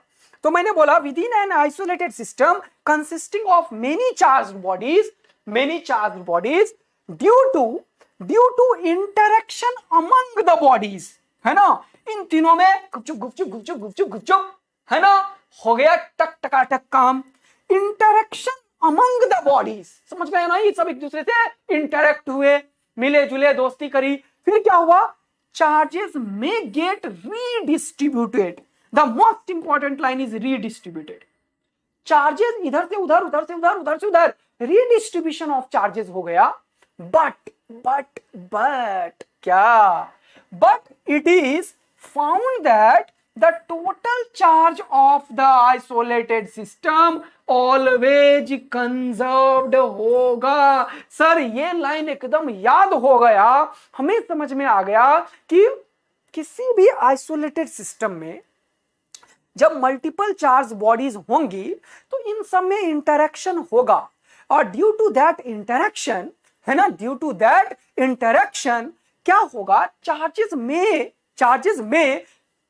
चार्जेस में बहुत बढ़िया रीडिस्ट्रीब्यूटेड, यहां से वहां, वहां से वहां, वहां से वहां होगा, लेकिन नेट चार्ज का हालत वही रहेगा। इसीलिए तुमने बोला कि सर यहां पे जो पहले जितना चार्ज था Q initial that must be equal to Q final. ये बराबर करने के लिए किसने बोला? इसने बोला चार्ज इज कंजर्व्ड। ये हमारे पास दूसरा प्रॉपर्टीज ऑफ चार्ज का था, algebraic addition of charge is possible and charge is conserved. इन दोनों से हमने सीखा। सर मस्त मजा आ गया, कोई दिक्कत नहीं, अगला बोलते हैं सर। अगला अगला अगला अगला क्या है? It is not possible to create और डिस्ट्रॉय द नेट चार्ज। ये देखना, ये चीज, ये इसके ऊपर मुझे तुम्हारा व्यू चाहिए यार। सुनना, इसके ऊपर तुम क्या सोचते हो जरा मुझे बताना। It is not possible to create or destroy net charge carried by any isolated system, although the charge carrying particle may be created or destroyed in the process। ये क्या लिखा है सर? समझ नहीं आया, मुझे भी नहीं आया। देखते हैं इसको, देखते हैं, तुम्हारा चाहिए। चार्ज एक नया क्रिएट नहीं होगा, बट क्या बोलने की कोशिश कर रहा है? It is not possible to create और destroy the net charge. Net charge का हालत अपने हाथ में नहीं होता, लेकिन एक चीज होता है, any isolated system although the charge carrying particle, कुछ ऐसे पार्टिकल होते हैं जिसमें चार्ज कैरियर होता है, लाइक बीटा पार्टिकल। अच्छा, है ना, like beta particle, alpha particle. अच्छा, ओके। तो ये although the charge carrying particles may be created और डिस्ट्रॉयड इन द प्रोसेस, यानी कि नेट चार्ज जो होगा वो कंजर्व रहेगा।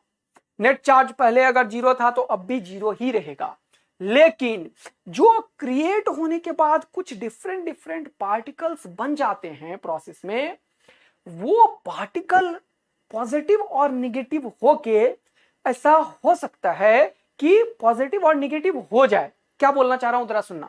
मान लो यहां पे कोई भी ही चीज है, जैसे कि एक्चुअल में ये फोटो इलेक्ट्रिक इफेक्ट का कॉन्सेप्ट है, थोड़ा समझा ही देता हूं, इतना बोल दिया तो। होता क्या है बेटा, जरा समझना।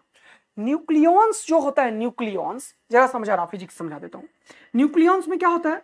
प्रोटॉन होता है, न्यूट्रॉन होता है, और इलेक्ट्रॉन चारों तरफ घूम रहा होता है।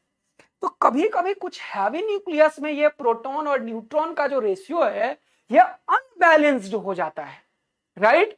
ये प्रोटॉन और न्यूट्रॉन का जो रेशियो है वो अनबैलेंस्ड होता है, जिससे ये न्यूक्लियॉन्स का मतलब प्रोटॉन प्लस न्यूट्रॉन, यह अनस्टेबल फॉर्म में चला जाता है। किस फॉर्म में चला जाता है? अनस्टेबल फॉर्म में चला जाता है। और उस अनस्टेबल फॉर्म को स्टेबल बनाने के लिए कभी कभी या तो ये प्रोटॉन न्यूट्रॉन में कन्वर्ट हो जाता है, अच्छा, या ये न्यूट्रॉन प्रोटॉन में कन्वर्ट हो जाता है। तो इस तरीके का दो प्रोसेस होता है। एक को बोलते हैं बीटा, इन दोनों को बोलते हैं बीटा डिके। क्या बोलते हैं? Beta decay. ज्यादा नहीं पढ़ाऊंगा यार, ये मॉडर्न फिजिक्स का है, लेकिन मैं अब अंदर जाने लगा, 1 मिनट में बस जल्दी समझा के निकलूंगा। जरा ध्यान देना, इस प्रोसेस को क्या बोलते हैं? Beta decay. जब ये कोई अनस्टेबल न्यूक्लियस है जिसका p/n रेशियो खराब हो जाता है, गड़बड़ा जाता है, तो वो रेडियो एक्टिव डिके करने लगता है बेटा, अल्फा, बीटा, गामा, है ना? हाँ। तो बीटा डिके एक्चुअल में दो टाइप का होता है, एक बीटा प्लस और एक बीटा माइनस डिके। तो कभी क्या होता है, ये न्यूट्रॉन प्रोटॉन में कन्वर्ट हो जाता है और फर्दर दो तरीके का पार्टिकल बनाता है, एक एंटी न्यूट्रिनो। ये क्या बोल रहे हो सर? इसीलिए ज्यादा नहीं लिख रहा हूं, बस समझाने की कोशिश कर रहा हूं कि इस लाइन का एक्चुअल मीनिंग क्या है। ये चार्ज कैरिंग पार्टिकल कभी कभी एक डिके करने के बाद नए नए पार्टिकल्स का क्रिएशन कर देता है, नए पार्टिकल का क्रिएशन कर देता है। लेकिन इन दोनों का चार्ज जब तुम फिर से मिलाओगे तो फिर से वही चार्ज मिलेगा जो पहले था। मतलब शुरुआत में चार्ज अगर इसका 0 है तो इसका भी चार्ज 0 होगा, इसका भी चार्ज 0 होगा। एक होता है बीटा प्लस डिके, एक होता है beta minus decay. Beta minus decay समझ में आया बहुत बढ़िया तरीके से? यस। तो इसमें क्या होता है, न्यूक्लियस के अंदर या तो न्यूट्रॉन प्रोटॉन में कन्वर्ट करके दो तरीके का पार्टिकल बनाता है, एक पॉजिट्रॉन, क्या बनाता है, एक पॉजिट्रॉन और एक इलेक्ट्रॉन। और इसके साथ दो तरीके का पार्टिकल और बनता है, एक न्यूट्रिनो एंड एंटी न्यूट्रिनो। ये सब क्या क्या बता दिया सर? थोड़ा सा दिक्कत आ रही है, ये समझ नहीं आ रहा है, मुझे पता है ये चीज, मुझे पता है तुम लोगों को दिक्कत की बात ही नहीं है यार। जब मुझे खुद ही पता है कि ये मॉडर्न फिजिक्स का चीज पढ़ा रहा हूं मैं इलेक्ट्रोस्टैटिक में, तो कहां से समझ में आएगा भाइयों और बहनों? नहीं आएगा। तो कोशिश कर रहा हूं, सुनना। अभी तक जो जिसको नहीं आया कोई दिक्कत नहीं है, दोबारा से एक लाइन बोलूंगा और तुम्हें अब समझ में आएगा, ठीक? I know my dear friends, I know कि समझ में ना आने वाला था भैया। क्यों? क्योंकि सर ये तो मॉडर्न फिजिक्स का चीज है, इलेक्ट्रोस्टैटिक में कहां से आएगा। लेकिन एनसीईआरटी का एक लाइन समझाना चाहता हूं। क्या सर? क्या किसी भी नेट आइसोलेटेड सिस्टम में या फिर दुनिया में नेट चार्ज को आप क्रिएट या डिस्ट्रॉय नहीं कर सकते। सुनना, अब पूरा कंसंट्रेशन चाहिए। आई नो नहीं आया है समझ में, टेंशन मत लो, इधर देखो। नेट चार्ज को क्रिएट या डिस्ट्रॉय नहीं किया जा सकता है sir, but we can create और डिस्ट्रॉय अ चार्ज पार्टिकल, जो कि यहां पे इस न्यूक्लियस में स्टेबिलिटी को अचीव करने के लिए बीटा डिके में ऐसा होता है। तो this is the example of this statement. क्या है ये statement? It is not possible to create और destroy the net charge carrier. ये पता है सर हमें, बट क्या बोल रहा हूं मैं? द चार्ज कैरिंग पार्टिकल्स की बात कर रहा हूं, नेट चार्ज की बात नहीं कर रहा। मे बी क्रिएटेड और may be destroyed during this process. अच्छा, अब हमें समझ में आ गया कि पहले जो नेट चार्ज है उसका तो कुछ बाल बाका नहीं हो सकता, लेकिन कुछ ऐसे न्यूक्लियर रिएक्शंस होते हैं जिसमें कुछ चार्ज पार्टिकल क्रिएट हो जाता है, लेकिन उन दोनों चार्ज पार्टिकल का नेट सम उतना ही होता है जितना पहले चार्ज था। अब हमें पूरा समझ में आ गया है सर। क्या समझ में आया? कि नेट चार्ज वही रहेगा, लेकिन कभी कभी न्यूक्लियर रिएक्शंस वगैरह में ये बीटा पार्टिकल वगैरह डीके में न्यूट्रॉन प्रोटॉन से कन्वर्जन, प्रोटॉन न्यूट्रॉन में कन्वर्जन से कुछ अलग पार्टिकल्स निकल जाते हैं। वो एक नया पार्टिकल क्रिएट हो जाता है जिसमें कुछ चार्ज होता है, लेकिन वो इस तरीके से क्रिएट होता है कि उसका नेट सम पहले वाले के नेट सम के बराबर होगा सर। यानी कि पार्टिकल कभी भी अगर निकलेगा तो हमेशा पेयर में निकलेगा, जिससे कि उनके चार्ज एक दूसरे को कैंसिल आउट कर जाएं, या फिर जितना पहले हो उतना ही बाद में हो जाए। अब तुम्हें एकदम समझ में आ गया है, मजा आ गया, मजा आ गया, मजा आ गया यार बच्चों। धन्यवाद बच्चों, एकदम मजा ही आ गया यार जीवन का। सर ये लाइन आप तभी से समझाने के लिए स्ट्रगल कर रहे थे कि नेट चार्ज को क्रिएट या डिस्ट्रॉय नहीं किया जा सकता, बट चार्ज पार्टिकल को क्रिएट या डिस्ट्रॉय किया जा सकता है। अब आयो मजा जीवन का, सच्ची में समझ में भी आयो। तो इसके लिए ना मैं एक चीज और रखा था तुम्हारे लिए। ये लो, ये एक तुम्हारे लिए थिंकिंग क्वेश्चन क्रिएट किया मैंने। ये तुम्हारे लिए थिंकिंग क्वेश्चन क्रिएट किया, देखना बेटा मजा आ गया सच्ची में यार। अब जिसको नहीं आया उसके लिए एक और चीज लाया हूं मैं। तुम्हें डरने की बात नहीं है बेटा, मुझे पता है कि ये ना आने वाला था, लेकिन ये लाएंगे मजा यार। ऐसे कैसे नहीं समझ में आएगा? फिजिक्स है यार, समझ में आएगा। सब न्यूक्लियर रिएक्शन में ना कुछ कुछ डिके हो जाता है, उसमें से कुछ पार्टिकल निकल जाते हैं। आप उसी का बात कर रहे थे, हाँ। लेकिन नेट चार्ज अभी भी क्रिएट नहीं होगा। अब आ गया मजा, अब आ गया, अब आ गया, अब आ गया। तो चलो देखो, मैं बोल रहा हूं in a process known as beta decay. देखो इसको मैंने तुम्हें सोचने के लिए बनाया। A neutron in an unstable atomic nucleus, समझो बात को ध्यान से। मेरे पास एक न्यूक्लियस है जिसमें कि प्रोटॉन है और न्यूट्रॉन है, बहुत सारे हैं। हाँ, ये अनस्टेबल है। अनस्टेबल मतलब इसके पास जो इसका बाइंडिंग एनर्जी पर न्यूक्लियॉन्स है वो बहुत कम है, अनस्टेबल फॉर्म में इधर उधर धक्का दिया जा रहा है। ठीक है। A neutron in an unstable atomic nucleus becomes a proton and in the process ejects an electron and an antineutrino। अच्छा, यानी कि सर आप एक न्यूक्लियर रिएक्शन की बात कर रहे हो। हाँ, कौन सा? Beta decay. होता क्या है, न्यूट्रॉन जो होता है, ये न्यूट्रॉन ये कन्वर्ट हो जाता है कहां पे? Becomes a proton. अब न्यूट्रॉन पे टोटल चार्ज कितना हुआ भाई? 0। अरे न्यूट्रॉन पे कितना चार्ज है पहले से? 0 चार्ज है। Yes, okay sir. इस प्रोसेस का नाम क्या है? Beta decay. अरे दुनिया इसको क्या बोलेगी? Beta decay. अच्छा, इस न्यूट्रॉन में क्या होगा? जो बनेगा वो क्या बनेगा? प्रोटॉन। अच्छा, पी बन गया। पी में तो चार्ज होता है सर। यस, कितना? पॉजिटिव चार्ज होता है। इसके ऊपर चार्ज है पॉजिटिव ई। Okay sir. अब क्या बना? And in the process ejects an electron. ओहो, अच्छा। And anti neutrino. इनके पास कोई चार्ज पार्टिकल नहीं होता, ये रे की तरह होता है बेटा, सिर्फ एनर्जी के फॉर्म में होता है, कोई पार्टिकल नहीं है। ये एंटी न्यूट्रिनो जो है ना, एक तरीके का एनर्जी के फॉर्म में निकल जाता है, राइट? जिसको कि हम ऐसे डिनोट करते हैं, एंटी न्यूट्रिनो। इसको क्या बोला मैंने? Anti neutrino. ये क्या है? इलेक्ट्रॉन। ये क्या है? प्रोटॉन। तो जब किसी न्यूक्लियस, अनस्टेबल न्यूक्लियस में ये न्यूट्रॉन बीटा डीके करके प्रोटॉन बनाता है और इलेक्ट्रॉन बनाता है और एंटी न्यूट्रिनो बनाता है। देखो पहले चार्ज कितना था? 0। पहले चार्ज कितना था? 0। लेकिन इस प्रोसेस में क्या हुआ? इस प्रोसेस में सर पॉजिटिव चार्ज क्रिएट हुआ, जन्म लिया। निगेटिव चार्ज क्रिएट हुआ, जन्म लिया। लेकिन नेट चार्ज का क्या हुआ? अरे नेट चार्ज का क्या हुआ? सर प्लस ई माइनस ई निपट गया और ये हुआ 0। पहले भी 0 और बाद में भी 0। लेकिन हमने चार्ज पार्टिकल को क्रिएट किया, हमने इस प्रोसेस में चार्ज पार्टिकल को क्रिएट किया, एक प्रोटॉन को और एक इलेक्ट्रॉन को, और इसके साथ कुछ एनर्जी भी निकाल दिया सर, जिसको कि एंटी न्यूट्रिनो का नाम दिया गया है। लेकिन इसके ऊपर कोई चार्ज नहीं होता है। तो हमने फिर से चार्ज कंजर्वेशन को प्रूफ कर दिया कि शुरुआत का चार्ज था 0 और ये प्रोटॉन और ये इलेक्ट्रॉन दोनों मिलकर नेट चार्ज को कर दिया 0। मस्त मजा आया और आपने ये बात बहुत अच्छा से समझा दिया सर। क्या कि although the charge carrying particle may create or destroyed in this process, but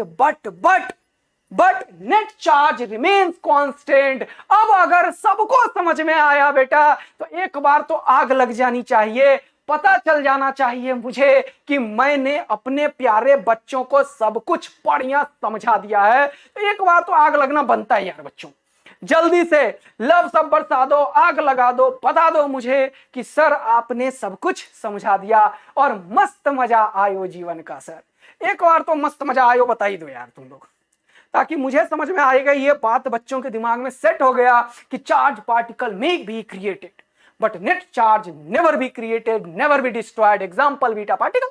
oh love you यार बच्चों, love you love you love you सच्ची में।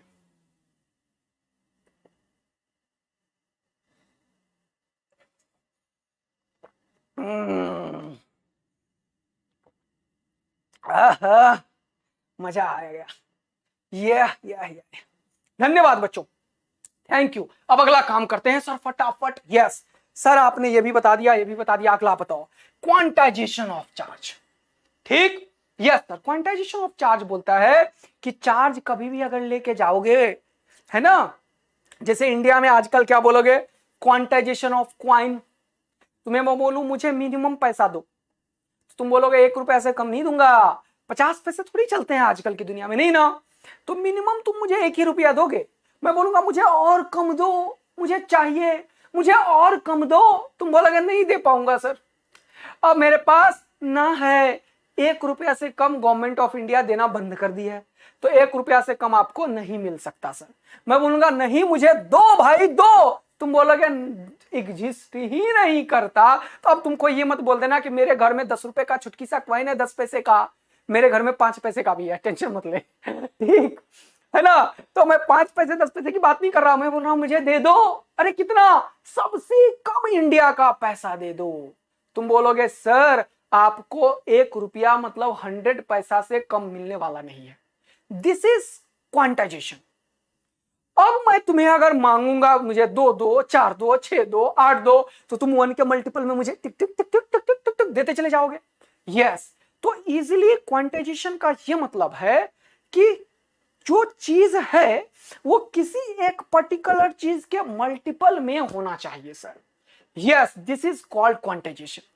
तो सबसे मिनिमम चार्ज जो ट्रांसफर हो सकता है, मिनिमम ट्रांसफरेबल चार्ज, वो ई होता है सर। मिनिमम ट्रांसफरेबल चार्ज कितना होता है बेटा, minimum transferable charge, minimum transferable charge कितना होता है, ई होता है। मिनिमम ट्रांसफरेबल चार्ज ई होता है सर। कितना होता है, ई। तो कभी भी प्लस माइनस है ना, ई पॉजिटिव ई निगेटिव दोनों पॉसिबल है बेटा। ई पॉजिटिव और ई निगेटिव में कोई बड़ा छोटा नहीं है, ये निगेटिव चार्ज को बताता है और ये पॉजिटिव चार्ज को बताता है। ओके सर, बहुत बढ़िया। अब जरा सा बताना, अब कोई भी चार्ज जो होगा ना वो हमेशा इसके इंटीग्रल मल्टीपल में होगा। इसी को बोलते हैं अपन क्वांटाइजेशन ऑफ चार्ज। यानी कि इस दुनिया का कोई भी चार्ज जो है वो n इंटू ई के मल्टीपल में होगा। कुछ दुनिया का कोई भी जो चार्ज है वो n इंटू ई के इंटीग्रल मल्टीपल में होगा। Q is equal to N into E, Q is equal to N into E. बहुत ही बढ़िया। जहां ये जो n है वो क्या है सर, n इंटीजर्स हैं। इंटीजर क्या होता है, n का वैल्यू क्या हो जाएगा जहां पे 1 2 3 dot dot dot dot dot dot, ये वाला चीज सर।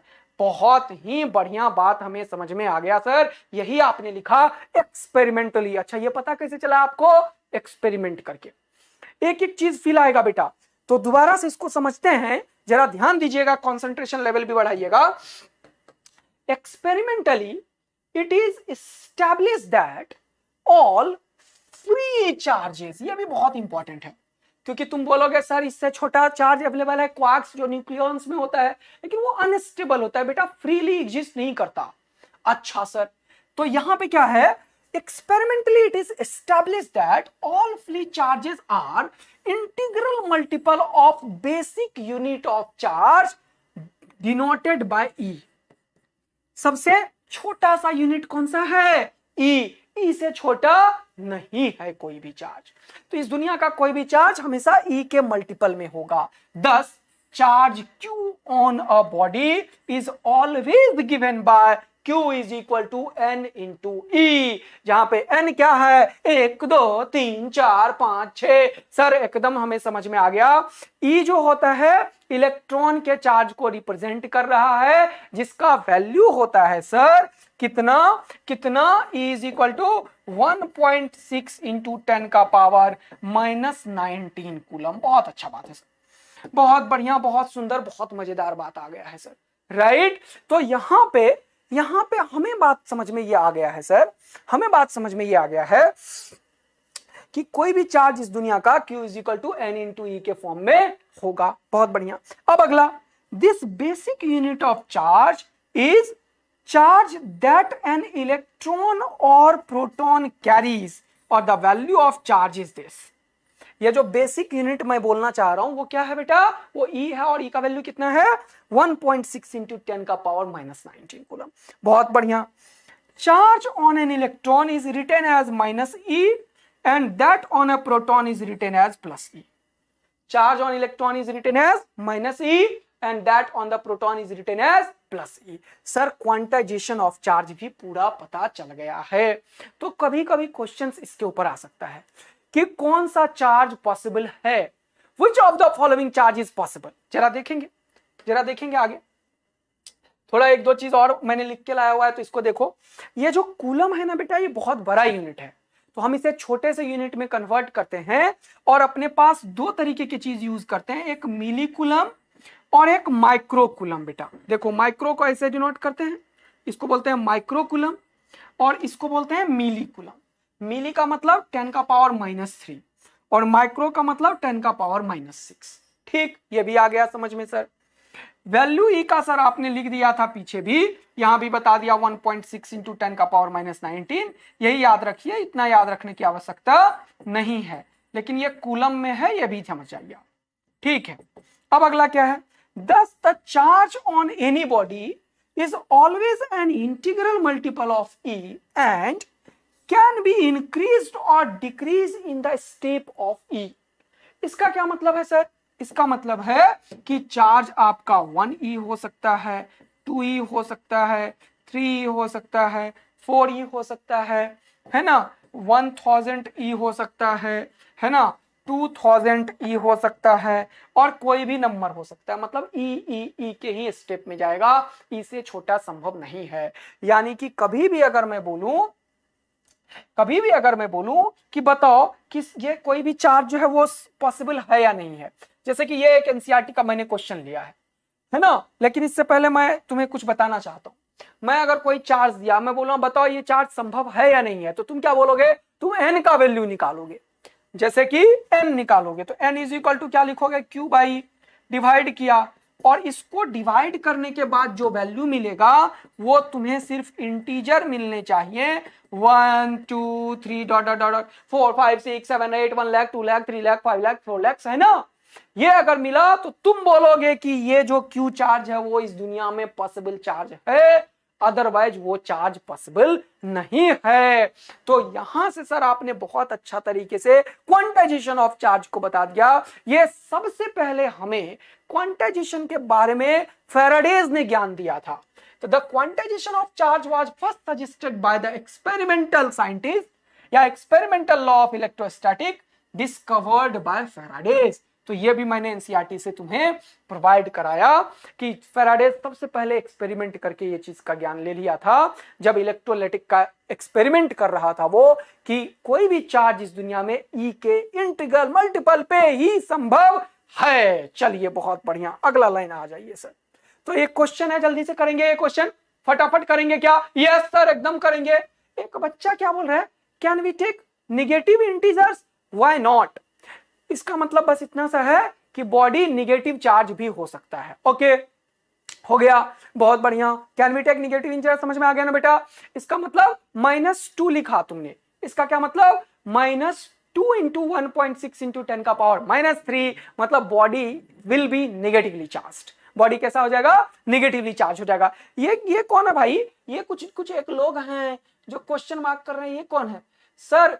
इस पर नीट का भी पढ़ाएंगे बेटा, क्वेश्चन एनसीईआरटी का चलेगा पूरा।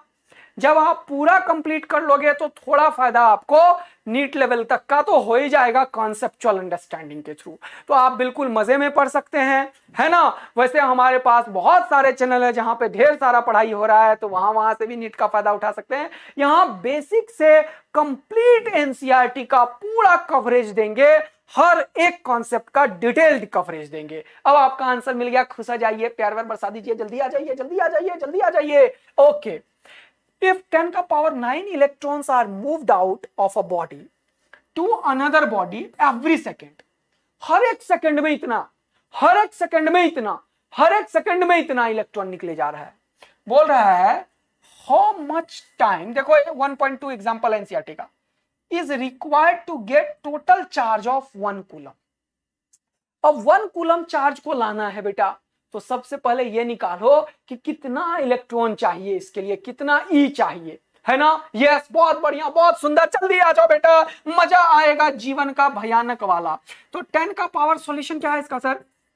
10 का पावर 9 electrons moved out of a body to another body every second. तो एक सेकेंड में कितने इलेक्ट्रॉन्स मूव कर रहे हैं? 10 का पावर 9। ओके, ठीक। अब 1 कूलम चार्ज के लिए कितना इलेक्ट्रॉन की रिक्वायरमेंट है ये बता दो। तो 1 कूलम चार्ज के लिए कितना इलेक्ट्रॉन की रिक्वायरमेंट है? तो सर अभी आपने बताया था Q is equal to N into E, तो N का वैल्यू बताओ sir. N is equal to Q by, N is equal to Q by. अच्छा, बहुत बढ़िया, बहुत सुंदर, बहुत मजेदार बात है सर। तो N is equal to Q by हो गया, तो Q का वैल्यू कितना था? 1 कूलम चार्ज। E का वैल्यू कितना है? 1.6 इंटू 10 का पावर -19। अरे वाह, ये तो बहुत बढ़िया बात है। तो टोटल चार्ज कितना चाहिए? 1 कूलम। और एक का इलेक्ट्रॉन कितना है बेटा? 1 इलेक्ट्रॉन इतना। तो 1 कूलम टोटल चार्ज लाने के लिए इसको डिवाइड करेंगे तो इतना नंबर ऑफ क्या चाहिए? इतना नंबर ऑफ क्या चाहिए? क्या चाहिए? इलेक्ट्रॉन चाहिए। और 1 सेकेंड में इतना इलेक्ट्रॉन जा रहा है, तो यूनिटरी मेथड चला देंगे और आंसर आ जाएगा। अरे सर, एकदम समझ में आ जाएगा कि this much of electron 1 second में गया, तो इतना इलेक्ट्रॉन कितने सेकेंड में जाएगा? यूनिटरी मेथड लगाएंगे और आंसर आएगा। बोलो, एकदम मस्त समझ में आ गया है। Yes sir. तो यहां पे क्या हुआ? यहां पे क्या हुआ? मैंने सबसे पहले नंबर ऑफ चार्ज निकाले। कैसे? 1 कूलम को 1.6 इंटू 10 का पावर -19 करके निकाल लेंगे अपन। हाँ सर, बिल्कुल निकाल लेंगे। अरे डिवाइड ही तो करना है, इसको ऊपर ले जाके डिवाइड कर देंगे, पता चल जाएगा। यस, क्या निकला? नंबर ऑफ इलेक्ट्रॉन रिक्वायर्ड किसके लिए? For 1 coulomb charge. अच्छा, 1 कूलम में कितना इलेक्ट्रॉन की रिक्वायरमेंट है वो आपने बता दिया। और 1 सेकेंड में 10 का पावर 9 इलेक्ट्रॉन जा रहा है, तो 2 सेकेंड लगेगा, 10 सेकेंड लगेगा, 5 सेकेंड लगेगा, ये निकल जाएगा कैसे? यूनिटरी मेथड से। यूनिटरी मेथड क्या बोलता है सर? ये बोलता है कि 10 का पावर 9 इलेक्ट्रॉन कैन ट्रांसफर्ड, है ना, कैन ट्रांसफर्ड इन 1 सेकेंड, इन जल्दी देखो, इन 1 सेकेंड, इन 1 सेकेंड, 1 सेकेंड में। तो 1 इलेक्ट्रॉन कितने में जाएगा? 1 इलेक्ट्रॉन कैन ट्रांसफर्ड इन 1/10 का पावर 9 सेकेंड में। अच्छा, तो अब हमारे पास वो जो डिवाइड करके आएगा वो सीधा यहाँ पे पटक देंगे और आंसर आ जाएगा। अरे भाई, मजा ही आ गया है जीवन का। तो एक्चुअल में वो जो हमारे पास है वो कितना है? 1 डिवाइडेड बाय 1.6 इंटू 10 का पावर 9। तो इसको तुम ऊपर ले जाके लिख नहीं सकते हो, 10 का पावर 19 डिवाइडेड बाय 1.6। तो इतने चार्ज चाहिए। हाँ, तो क्या लिखोगे? क्या लिखोगे? यहां पे ये जो ब्रैकेट लिखा है यहां पे क्या लिखोगे? 10 का पावर 19 डिवाइडेड बाय 1.6। इतना चार्ज इलेक्ट्रॉन को लाने में कितना टाइम चाहिए? तो क्या आंसर होगा? 1 डिवाइडेड बाय 10 का पावर 9 इंटू है ना, एक एक इलेक्ट्रॉन को जाने का टाइम पता चल गया, तो इतने का कितना, मल्टीप्लाई करो सीधा, तो 10 का power 19 divided by 1.6, this will give you the final answer of this question, है ना, है ना। एक बच्चा इतना व्हाट आउट क्यों लिख रहे हो सर, सिलेबस कितने दिन में पूरा होगा, सिलेबस बेटा एग्जाम तक होगा, मस्ती में अभी पढ़ाई कीजिए, थोड़ा सा फ्लो बन जाएगा, आप लोगों को पता चल जाएगा कि सारे सर एकदम भयानक मेहनत कर रहे हैं, तो आप लोग जान लगा के पढ़ेंगे, हम लोग जान लगा के पढ़ाएंगे, तो सिलेबस भी होगा मजे तरीके से, क्यों टेंशन ले रहे हैं इतना। अब कौन है, अब कौन है, यस सर क्रिस्टल क्लियर, क्या समझा दूं, बोलो सर, कुछ भी समझा दो बहुत बढ़िया, कुछ भी समझा दूं, इतने बच्चे तो पढ़ के बैठे हुए हैं, तो कुछ भी क्या समझाएंगे, काम का बात समझाएंगे। अच्छा सर समझ में आ गया, चलो तो आंसर निकल जाएगा, सबका आंसर निकल जाएगा, तो एक बार बोल दो यस सर एकदम समझ में आ गया, डिवाइड करेंगे और आंसर पता चल जाएगा। क्वांटाइजेशन प्रिंसिपल पे आपने एक छोटा सा क्वेश्चन कराया, एक और क्वेश्चन करते हैं अपन जल्दी से फटाफट, देखो एक और क्वेश्चन करते हैं अपन, यस एक और क्वेश्चन क्या है, बोलो which of the following charge is possible, है ना, तो तुम क्या करोगे, which of the following charge is possible, तो क्या करोगे, जैसे सपोज करो मैंने बोला Q is equal to 80 into 10 का पावर -20, 80 इंटू 10 का पावर माइनस ये लिख लो -7, ये है इतना कूलम चार्ज। मैंने पूछा is this charge is possible और नॉट, मैंने बोला is this charge is possible,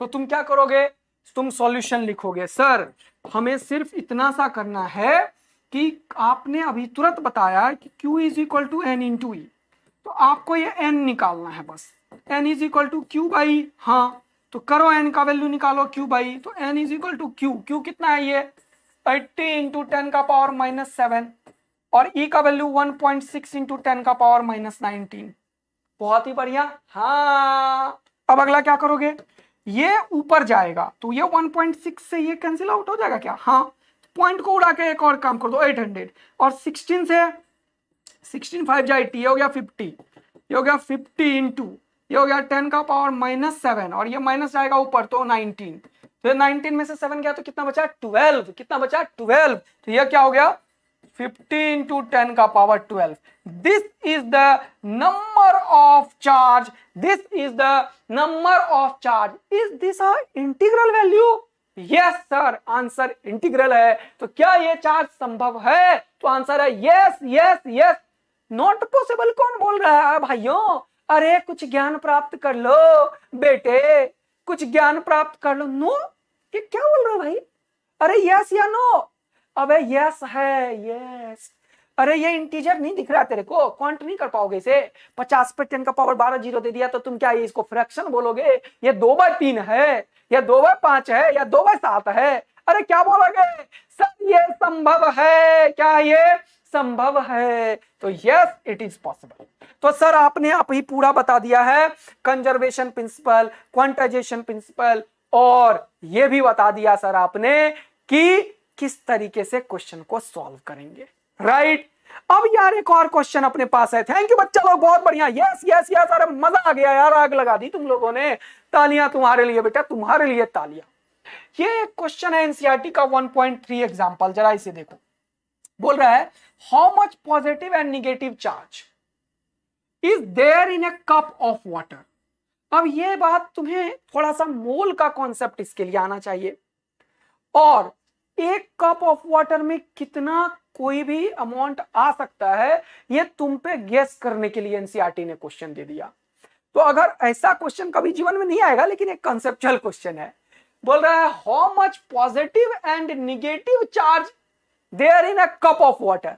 तो एनसीईआरटी का ये एग्जांपल है बेटा सॉल्व, लेकिन उसमें उसने ना अपने ही मन से सोचा कि एक कप है तो 250 ग्राम पानी होगा, अपने मन से 50 ग्राम पानी, तुम्हारा कप छोटा है तो तुम 50 ग्राम पानी ले लो, किसी का कप बड़ा है तो 250 ग्राम पानी ले लेगा, है ना, ऐसा ही, यस सर एकदम ऐसा ही। तो बेटा ये क्वेश्चन एक्चुअल में एक एक्सपेरिमेंटल क्वेश्चन तरीके का है कि तुम एक कप पानी लिए, वाटर है, वाटर का मतलब H2O है, H2O, ओके, इसमें सबसे पहले ये निकालो कि इसका कितना हम माने, एक कप ऑफ वाटर में कितना माने, तो वही मानो जो एनसीईआरटी में दे दिया, एनसीईआरटी में दे दिया 250 ग्राम पानी मान लो, है ना। यस, कुछ भी मान लेते हैं सर, क्योंकि ये एक्सपेरिमेंटल है इसीलिए समझा रहा हूं।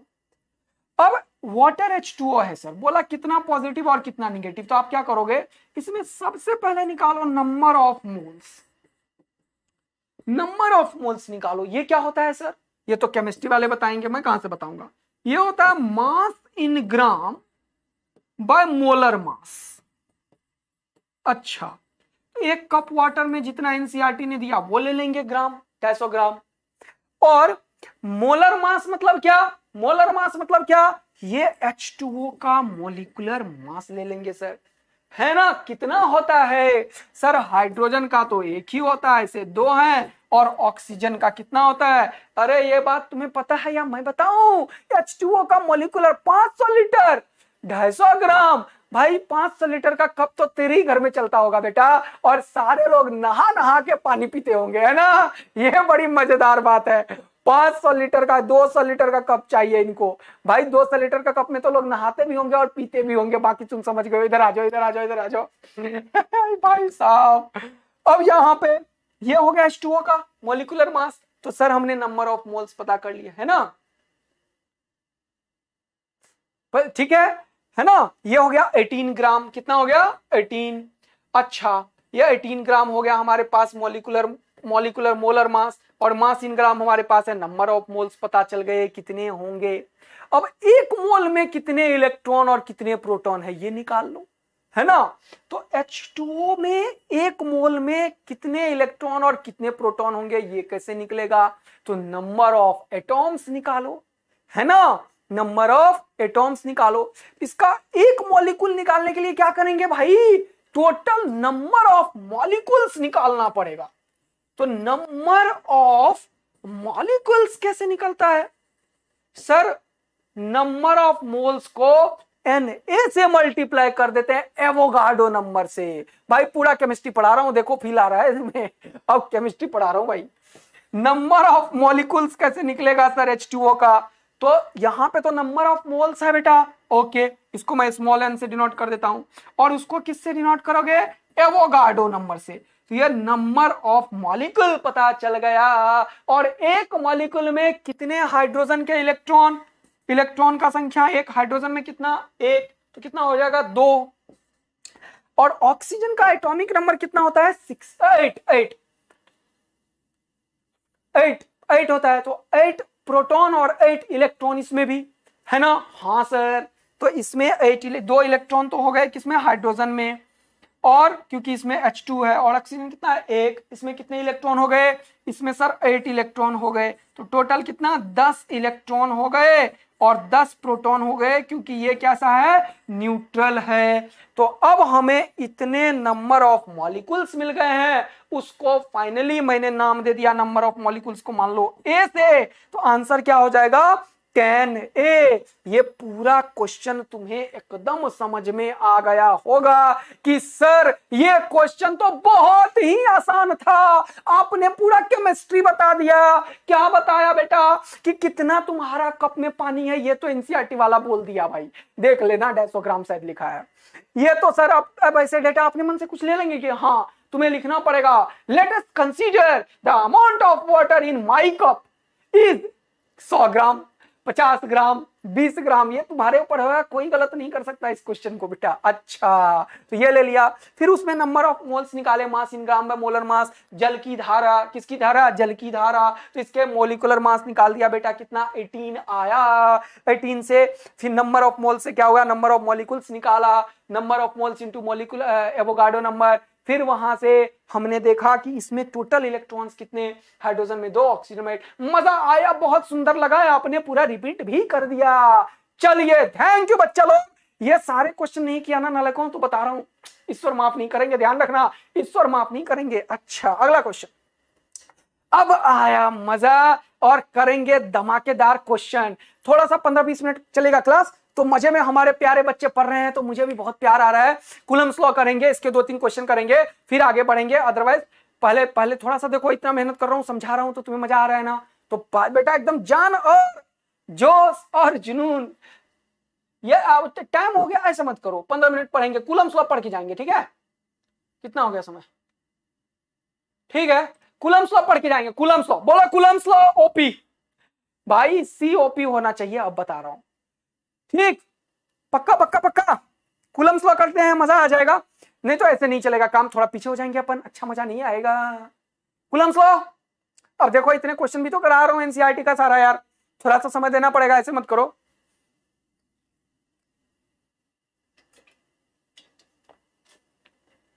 भाई हमें हमारा हेडिंग चेंज करना पड़ जाएगा, अभी तो हमने कूलम्स लॉ शुरुआत ही करी है 1.5 घंटे बाद। भाई साहब पढ़ाइए sir, okay sir, COP sir, OP आग बरसो, इतने बैठे बच्चे, जो 3000 बच्चों का मैसेज आएगा तो मजा नहीं आएगा, बताओ? आग बरसा दो, एकदम प्यार बरसा दो, तब मुझे मजा आएगा भाई, तब मैं कूलम्स लॉ शुरू कर दूंगा। सर शुरू हो गया अब तो, थैंक यू। कूलम्स लॉ बोलता है सिंपली बेटा कि हमारे पास 2 पॉइंट चार्जेस हैं, 2 पॉइंट चार्जेस है, क्या है? 2 पॉइंट चार्जेस हैं। अच्छा sir, thank you, love you. बच्चा इधर ध्यान दीजिए, कूलम्स लॉ का स्टेटमेंट क्या है? Electric force between 2 stationary charge, 2 charge रुका हुआ है, एक ये चार्ज है मान लो जिसका चार्ज है Q1, और यहां से R डिस्टेंस पे एक दूसरा चार्ज है मान लो ये Q2, इन दोनों के बीच में फोर्स ऑफ इंटरेक्शन की बात करता है ये। थैंक यू बच्चा लोग, जल्दी आ जाइए, इधर आ जाइए, इधर आ जाइए, चलिए जल्दी से करेंगे। तो ये Q1 Q2 अगर ये पॉजिटिव चार्ज है तो इन दोनों में क्या होगा? अगर ये पॉजिटिव पॉजिटिव है तो रिपल्शन होगा, ये निगेटिव निगेटिव है तो रिपल्शन होगा, और एक पॉजिटिव और एक निगेटिव है तो अट्रैक्शन होगा। तो ये सारे केसेस को अभी समझने वाले हैं, यानी कि एक चार्ज दूसरे चार्ज के बीच में अट्रैक्शन और रिपल्शन का फोर्स लगता है, ये तो पता है, एक्सपेरिमेंटल लॉ है, मजा भी आया है, लेकिन ये नहीं पता ये कितनी ताकत से लगाएगा, इसका मैग्नीट्यूड क्या होगा, ये सब बताया किसने? कूलम्स बाबा ने। आए कूलम और हमें बताया, the Coulomb's state that the force of interaction is inversely proportional to a square of the separation r, तो F is r square। फिर क्या बताया? between the particle and directed along the line joining them। एक बहुत ही important line और है कि अगर मैं 2 चार्ज लिया, अगर मैं 2 चार्ज लिया, यहां पे एक चार्ज ले लिया Q1 और यहां पे एक चार्ज ले लिया Q2, तो क्या हुआ है? यहां पे जरा देखना, इन दोनों के बीच में जो चार्जेस हैं बेटा, चार्जेस, तो ऐसा नहीं होगा कि एक फोर्स इधर लग रहा है एक फोर्स इधर लग रहा है, भले बराबर हो, लेकिन ऐसा नहीं हो सकता, ये नॉट पॉसिबल है। फिर ऐसा भी संभव नहीं है कि ये चार्जेस है Q1 और ये चार्जेस है Q2, ठीक? ऐसा भी संभव नहीं है कि एक लग रहा है इधर और एक लग रहा है इधर, ये नहीं है, ये भी गलत बात है। तो ये क्या बोल रहा है सर? एक्चुअल में सही बात क्या है? ये बोल रहा है is inversely proportional to the square of separation R and directed along the line joining them. मतलब अगर ये 2 चार्जेस है, ये है Q1 और ये है Q2, इन दोनों में अट्रैक्शन हो या रिपल्शन, इन दोनों के बीच में जो हमारे पास फोर्सेस होंगे बेटा वो ऐसे लगेगा, इसका थोड़ा सा कम करो, ये इनके बीच में जो फोर्सेस होंगे वो इस तरीके से होंगे, इस तरीके से देखो, ये लाइन ज्वाइनिंग देम ही लगेगा। मतलब या तो फोर्सेस ऐसे लग सकता है कि ये बाहर बाहर रिपेल करे, या फिर ऐसे भी लग सकता है कि अट्रैक्ट करे। अच्छा, यानी कि अट्रैक्शन और रिपल्शन ऐसी पॉसिबिलिटी है, लेकिन लाइन ज्वाइनिंग देम ही मिलेगा, ये सबसे इंपॉर्टेंट बात है कूलम्स का। ओके सर, चलिए अगला, is proportional to the product of charges Q1 and Q2। तो ये F जो है वो क्या हो गया? Q1 और Q2 भी हो गया, और ये क्या है? Proportional to. तो ध्यान देना है, F is proportional to Q1 and Q2। ये हो गया इक्वेशन 1, ये हो गया इक्वेशन 2, दोनों को कंबाइन कर दो। कंबाइन किया तो हमें क्या पता चल गया? हमें पता चल गया F is equal to K Q1 Q2 by R square. ठीक है सर, कूलम ने ये बात बता दिया कि 2 चार्जेस के बीच में फोर्स अट्रैक्शन या रिपल्शन होता है, और उसका मैग्नीट्यूड जो होता है, उसका magnitude K Q1 Q2 by R square के बराबर होता है। बहुत ही बढ़िया। अब क्या है अगला पॉइंट सर? अगला पॉइंट है this force is attractive if charges are of opposite sign. अच्छा, अगर ये वाला चीज पॉजिटिव हो गया, ये वाला चीज पॉजिटिव हो गया, तो ये क्या होगा? रिपल्सिव होगा। If the charges have same sign, तो ये रिपल्सिव होगा। ये पॉजिटिव है, ये निगेटिव है, कैसा होगा? अट्रैक्टिव होगा। ये निगेटिव है, ये निगेटिव है, कैसा होगा? कैसा होगा? ये रिपल्सिव होगा। यस। और ये निगेटिव है, ये पॉजिटिव है, कैसा होगा? अट्रैक्टिव होगा, तो ये अट्रैक्टिव होगा और ये रिपल्सिव होगा। बहुत ही बढ़िया बात है सर, एकदम सेट हो गया कहानी। अगला क्या है, F इज इक्वल टू के Q1 Q2 bye R square में ये जो K है बेटा, क्या है ये जो K है, क्या है ये K। इस K को जब तुम समझने की कोशिश करोगे तो ये K तुम्हें बताएगा कि कूलम्स कांस्टेंट बोलते हैं, जिसका वैल्यू होता है 1/4 पाई एप्सिलॉन नॉट। लेकिन कहां पे, वैक्यूम में या फिर कहां पे, एयर में। तो ये बहुत ही इंपॉर्टेंट है कि ये जो K का वैल्यू है 1/4 पाई एप्सिलॉन नॉट, इसका वैल्यू जो होता है वो होता है 9 × 10⁹ न्यूटन मीटर स्क्वायर पर कूलम स्क्वायर।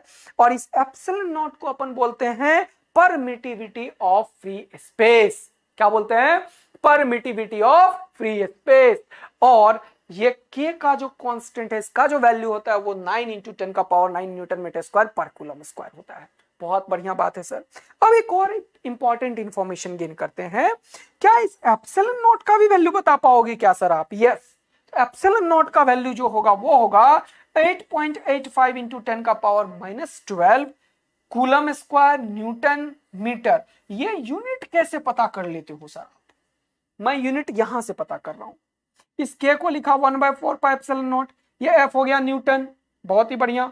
और हमें एप्सिलॉन नॉट का लिखना है, तो एप्सिलॉन नॉट को इधर करके इसको नीचे कर दो, तो देखो ये हो गया, ये दो चार्ज है और ये डिस्टेंस है। तो यहां से बेटा डायमेंशंस हम निकालते हैं, डायमेंशन एनालिसिस में कभी हम देख लेंगे, राइट? यस। तो एयर के लिए जब भी तुम बात करोगे हवा के लिए, तो हवा के लिए यहां पे क्या होता है, एप्सिलॉन आर का वैल्यू जो होता है वो 1 होता है।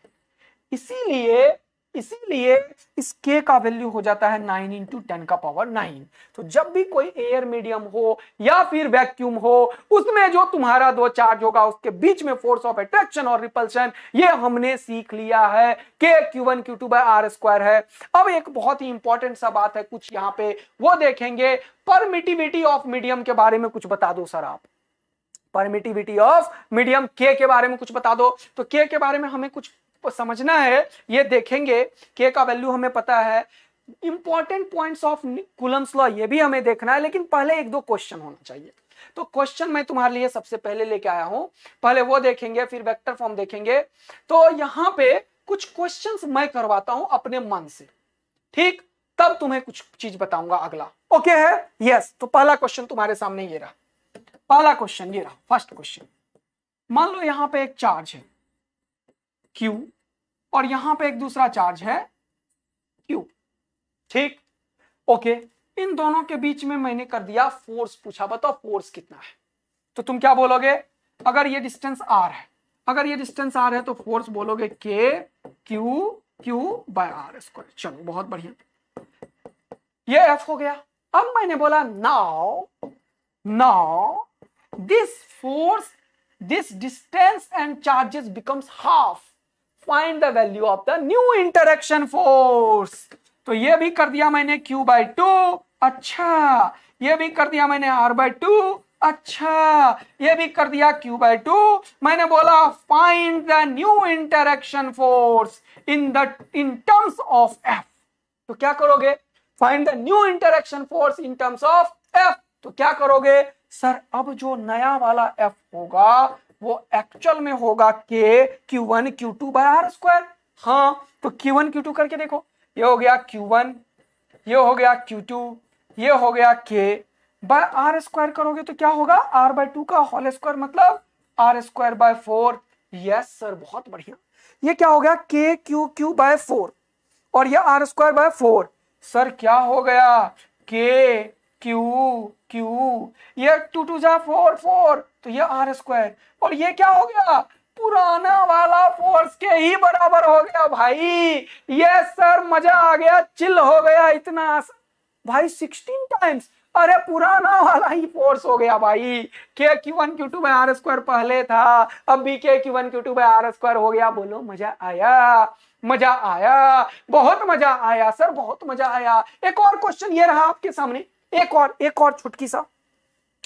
ओके, सबने बोल दिया, सबने बोला, मैंने बोला, सबने बोला, मैंने बोला, सबने बोला सेम होगा सर। एक और क्वेश्चन है ना, charge Q is distributed, charge Q is distributed so that charge Q is distributed so that maximum force is experienced by two masses, है ना? क्या बोल दिया? Charge Q is distributed so that the maximum force is experienced by two masses with charge when it is placed at some fixed separation. Find the charge on both the bodies. ओहो sir, ये आपने क्या question लिख दिया, मजा आ गया sir. ओहो, सारे बच्चे ने पहले से रट्टा मार रखा है, मस्त रट्टा मारा हुआ है भाई लोग। अरे सर, आपने बोला कि हमारे पास पहले क्यू चार्ज था, अच्छा अब इस क्यू चार्ज को दो जगह डिस्ट्रीब्यूट करना है। अच्छा, तो एक चार्ज, एक बॉडी यहां पे ले लिया। अच्छा, नेग्लेक्ट द ग्रेविटी, ये मैंने बोला नहीं था क्या? लिख लो, क्या लिखो sir? Neglect gravitational force, neglect gravitational force. तो अब क्वेश्चन क्या हो गया? इस क्यू चार्ज को दो बॉडी में रखा, मान लो एक पे आया क्यू तो दूसरे पे आएगा क्यू माइनस क्यू सर। अच्छा, दोनों को कुछ सेपरेशन पे रख दिया सर। अच्छा, मान लिया आर, लेकिन ये फिक्स्ड है। मान लिया आर, ये सबका आंसर सही आ चुका है, मजा आ चुका है। लव यू यार बच्चों, मजा दे दिया जीवन का। तो अब इन दोनों के बीच का जो फोर्स होगा वो होगा के Q1 Q2 bye R square sir. अच्छा, बहुत तगड़ा बात है, के Q1 Q2 bye R square, के Q1 Q2 bye R square. ओहो, तो अब यहां से क्या करेंगे सर? इस फोर्स को करना है मैक्सिमम। और क्या चेंज हो रहा है? ये, क्योंकि यही चार्ज तो तुम यहां से छोटा सा चार्ज निकले टक, फिर से थोड़ा सा निकाल के रखे टक, फिर से थोड़ा सा निकाल के रखे टक, सबको आ गया। अच्छा, तो इसमें वेरिएबल क्या है? Q। तो एक्चुअल में जिस चीज को करना होता है मैक्सिमम और जो चीज होता है वेरिएबल, उसको डिफरेंशिएट करते हैं बेटा। तो अब क्या हुआ? यहां पे हमें करना है df by d q is equal to 0। तो अब सर यहां पे इसको जब आप सॉल्व करोगे तो ये k बाय आर स्क्वायर तो हो गया कांस्टेंट, इसको मल्टीप्लाई करोगे तो हो गया Q Q minus Q square, और इसको डिफरेंशिएट करोगे क्या? हाँ भाई हाँ, तो k बाय आर स्क्वायर को कर लो बाहर और इसको डिफरेंशिएट करोगे तो ये क्यू तो फिक्स था, ये भी बाहर, D Q by d Q 1 और क्यू स्क्वायर का डिफरेंशिएशन 2q। क्या बात यार, स्पीड पे कर ली है बच्चों ने। और ये किसके बराबर? अरे 0। ये कहां से आया? इसे बोलते हैं concept of maxima and minima. अगर हमें क्वेश्चन में फिजिक्स में मैक्सिमा पूछे या मिनिमा पूछे, क्वेश्चन वाला पहले से ही बोल दे यदि, तो तुम्हें इसका सेकंड डेरिवेटिव टेस्ट नहीं करना होता है, फर्स्ट डेरिवेटिव से ही आंसर आ जाता है, और वो होता है df by d q is equal to 0। तो हमने डिफरेंशिएट मार दी है, हाँ, कांस्टेंट को बाहर कर दिया, हाँ, तो क्या आया बच्चा? ये उधर गया। अच्छा, आर स्क्वायर से 0 को मल्टीप्लाई कर दिया, खुबाच इंटू खुबाच डिवाइडेड बाय टकाक। ओहो, टक टक टकाक बाय टकाक, आंसर खुबाच। अच्छा, और ये हो गया q minus 2q, q minus 2q is equal to 0, therefore q is equal to 2q, therefore q is equal to q by 2। और इसमें क्या? इसमें क्या? अरे इसमें तो था q, इसका वैल्यू आ गया q by 2, और इसमें घटाया तो आंसर आ गया q। अरे भाई, आसमान में बादल तड़क रहे हैं, क्लास में दिक्कत ना हो जाए। नहीं समझ में आया? ऐसा ना था। कितनों को मस्त मजा आया? एक बार दोबारा बता दो। जिनको नहीं आया वो लाल वाले बटन को थोड़ा पीछे करो, फिर से देखो। लाल वाले बटन को थोड़ा पीछे करो, फिर से देखो, 4 बार देखो। कॉन्सेप्ट था मैक्सिमा एंड मिनिमा, और मैंने थोड़ा सा स्पीड लिया था इस क्वेश्चन में, राइट? परमिटिविटी वगैरह चीज जो है वो अपन करेंगे दोबारा से सारे नोट्स और फिर कल कूलम्स लॉ करेंगे। आज कूलम्स लॉ का हेडिंग को हटाना पड़ेगा लग रहा है, ज्यादा देर क्लास नहीं खींचूंगा, तुम लोग फिर बाद में बोलोगे सर क्लास खींच दिया था, क्लास खींच दिया था। देखो एक बार बता देता हूं मैक्सिमा मिनिमा का कॉन्सेप्ट क्या होता है। क्वेश्चन को पढ़ो, क्वेश्चन ने बोला charge Q is distributed so that the maximum force is experienced by two masses with charge when it is placed at some fixed separation. Find the charge on both the bodies. Neglect gravity. तो क्या बोला इसने, अपने पास Q charge था, इसको दो masses पे इस तरीके से रखो कि इसको अगर फिक्स डिस्टेंस पे रखें तो इन दोनों में जो फोर्स होगा वो सबसे ज्यादा हो, मैक्सिमम फोर्स हो, है ना। वही कर रहा हूं, रिपीट कर रहा हूं, ध्यान दो। तो मैक्सिमम फोर्स हो। अच्छा तुमने कैसे किया था, इससे थोड़ा सा चार्ज निकाल के इधर रखा होगा, थोड़ा सा निकाल के इधर रखा होगा, तो मैंने फोर्स निकाला तो कुछ चार्ज मान लिया इसके ऊपर Q चार्ज आया, तो टोटल तो यही था, तो चार्ज तो कंजर्व रहेगा, तो इसमें कितना बचेगा, इससे अगर Q निकाल लिए तो Q माइनस Q। अच्छा तो फोर्स का वैल्यू होगा K Q1 Q2 by R square. अच्छा सर बहुत ही बढ़िया बात है, कोई दिक्कत की बात नहीं है। तो K Q1 Q2 by R square कर दिया। अब इसमें मैक्सिमम चीज करने के लिए एक कॉन्सेप्ट है, वो बोलता है मैक्सिमा इन मिनिमा। तो मैक्सिमा इन मिनिमा दोनों बोलता है, लेकिन क्योंकि बेटा हमें फिजिक्स में या तो मैक्सिमम पूछता है या तो मिनिमम, इसका सेकेंड डेरिवेटिव टेस्ट यूज नहीं करना पड़ा, हमने फर्स्ट डेरिवेटिव से ही कर दिया, df by dq is equal to 0। ये कॉन्सेप्ट है, ध्यान रखेंगे। तो ये फोर्स में F को करना है मैक्सिमम, तो इसे कीजिए डिफरेंशिएट, और इनमें जो चीज चेंज हो रहा है उसे बोलते हैं वेरिएबल। क्या चेंज हो रहा है, ये Q, क्योंकि यहीं से उठा उठा के तुम रखते जा रहे हो, फोर्स मशीन से नापते जा रहे हो, जब मैक्सिमम बोला तुमने बोला मैक्सिमम हो गया। अच्छा तो ये हमने रखा है इसीलिए ये वेरिएबल है, यस। तो इसीलिए इस F को इस स्मॉल q के रेस्पेक्ट में डिफरेंशिएट करके 0 किया। डिफरेंशिएशन का रूल होता है कांस्टेंट को बाहर कर देते हैं, तो कांस्टेंट ये और ये था, इसको बाहर फेंक दिया और अंदर में डिफरेंशिएट करते हैं। तो इसमें भी कांस्टेंट q था, इसको बाहर, q को डिफरेंशिएट किया तो dq बाय dq को दुनिया बोलती है 1। अच्छा और q स्क्वायर का डिफरेंशिएशन जो किया मैंने, तो dq स्क्वायर बाय dq का अगर तुम डिफरेंशिएट करोगे तो ये x का पावर n का फॉर्मूला चलेगा, n x n माइनस 1, तो ये हो जाएगा 2q 2 माइनस 1, तो ये हो जाएगा 2q। तो इसीलिए मैंने ये q को बाहर किया, dq बाय dq को 1 लिखा और यहाँ 2q लिखा। अब 0 है तो ये कांस्टेंट उधर गया तो 0 हो गया, q माइनस 2q 0 के बराबर, तो q 2q के बराबर, ये q इधर रखा तो ये q बाई 2 हो गया, मतलब आधा आधा, मतलब आधा आधा। तो बच्चों यदि तुम्हें एकदम सारा कुछ मस्त मजा दे दिया है, मजा आ गया तो एक बार आग लगा दो, बरसात कर दो, जो करना है सब कुछ कर दो। नेक्स्ट क्लास में बच्चों बेसिक्स मैंने ढेर पढ़ाया तुम्हें, अब चलेगा सुपर पोजिशन प्रिंसिपल और उसके ऊपर चलेगा पूरा लेक्चर, जिसमें मैं क्वेश्चंस कराऊंगा सारे कूलम्स लॉ से रिलेटेड, इक्विलिब्रियम से रिलेटेड। तो अगला क्वेश्चन में फुल प्रैक्टिस होने वाली है एनसीईआरटी की कॉन्सेप्ट के साथ। कॉन्सेप्ट तो जल्दी ही खत्म हो जाएगा और ये सब भी समझाऊंगा, तो अगला क्लास धमाकेदार होने वाला है, मजेदार होने वाला है। लव यू बच्चा लोग, मजेदार तरीके से मजा आ गया सच्ची में मुझे पढ़ा पढ़ू के, एंड एकदम आग वाग बरसा दो यार, प्यार व्यार थोड़ा मुझे मजा आ जाए। तब तक मेरा दूसरा भी क्लास होता है, तो मिलेंगे नेक्स्ट क्लास में, तब तक के लिए बाय बाय करेंगे, मजे लेंगे जीवन का। लाया तो बहुत कुछ होता हूं मैं, लेकिन इतना खत्म नहीं होता है, पता नहीं ये क्या होता है, ये भी करेंगे अपन। तो थैंक यू बच्चा लोग, हमेशा खुश रहिए, मस्त रहिए और इसी तरीके से पढ़ाई करते रहिए। लव यू बच्चा लोग, love you so much, bye बच्चा लोग।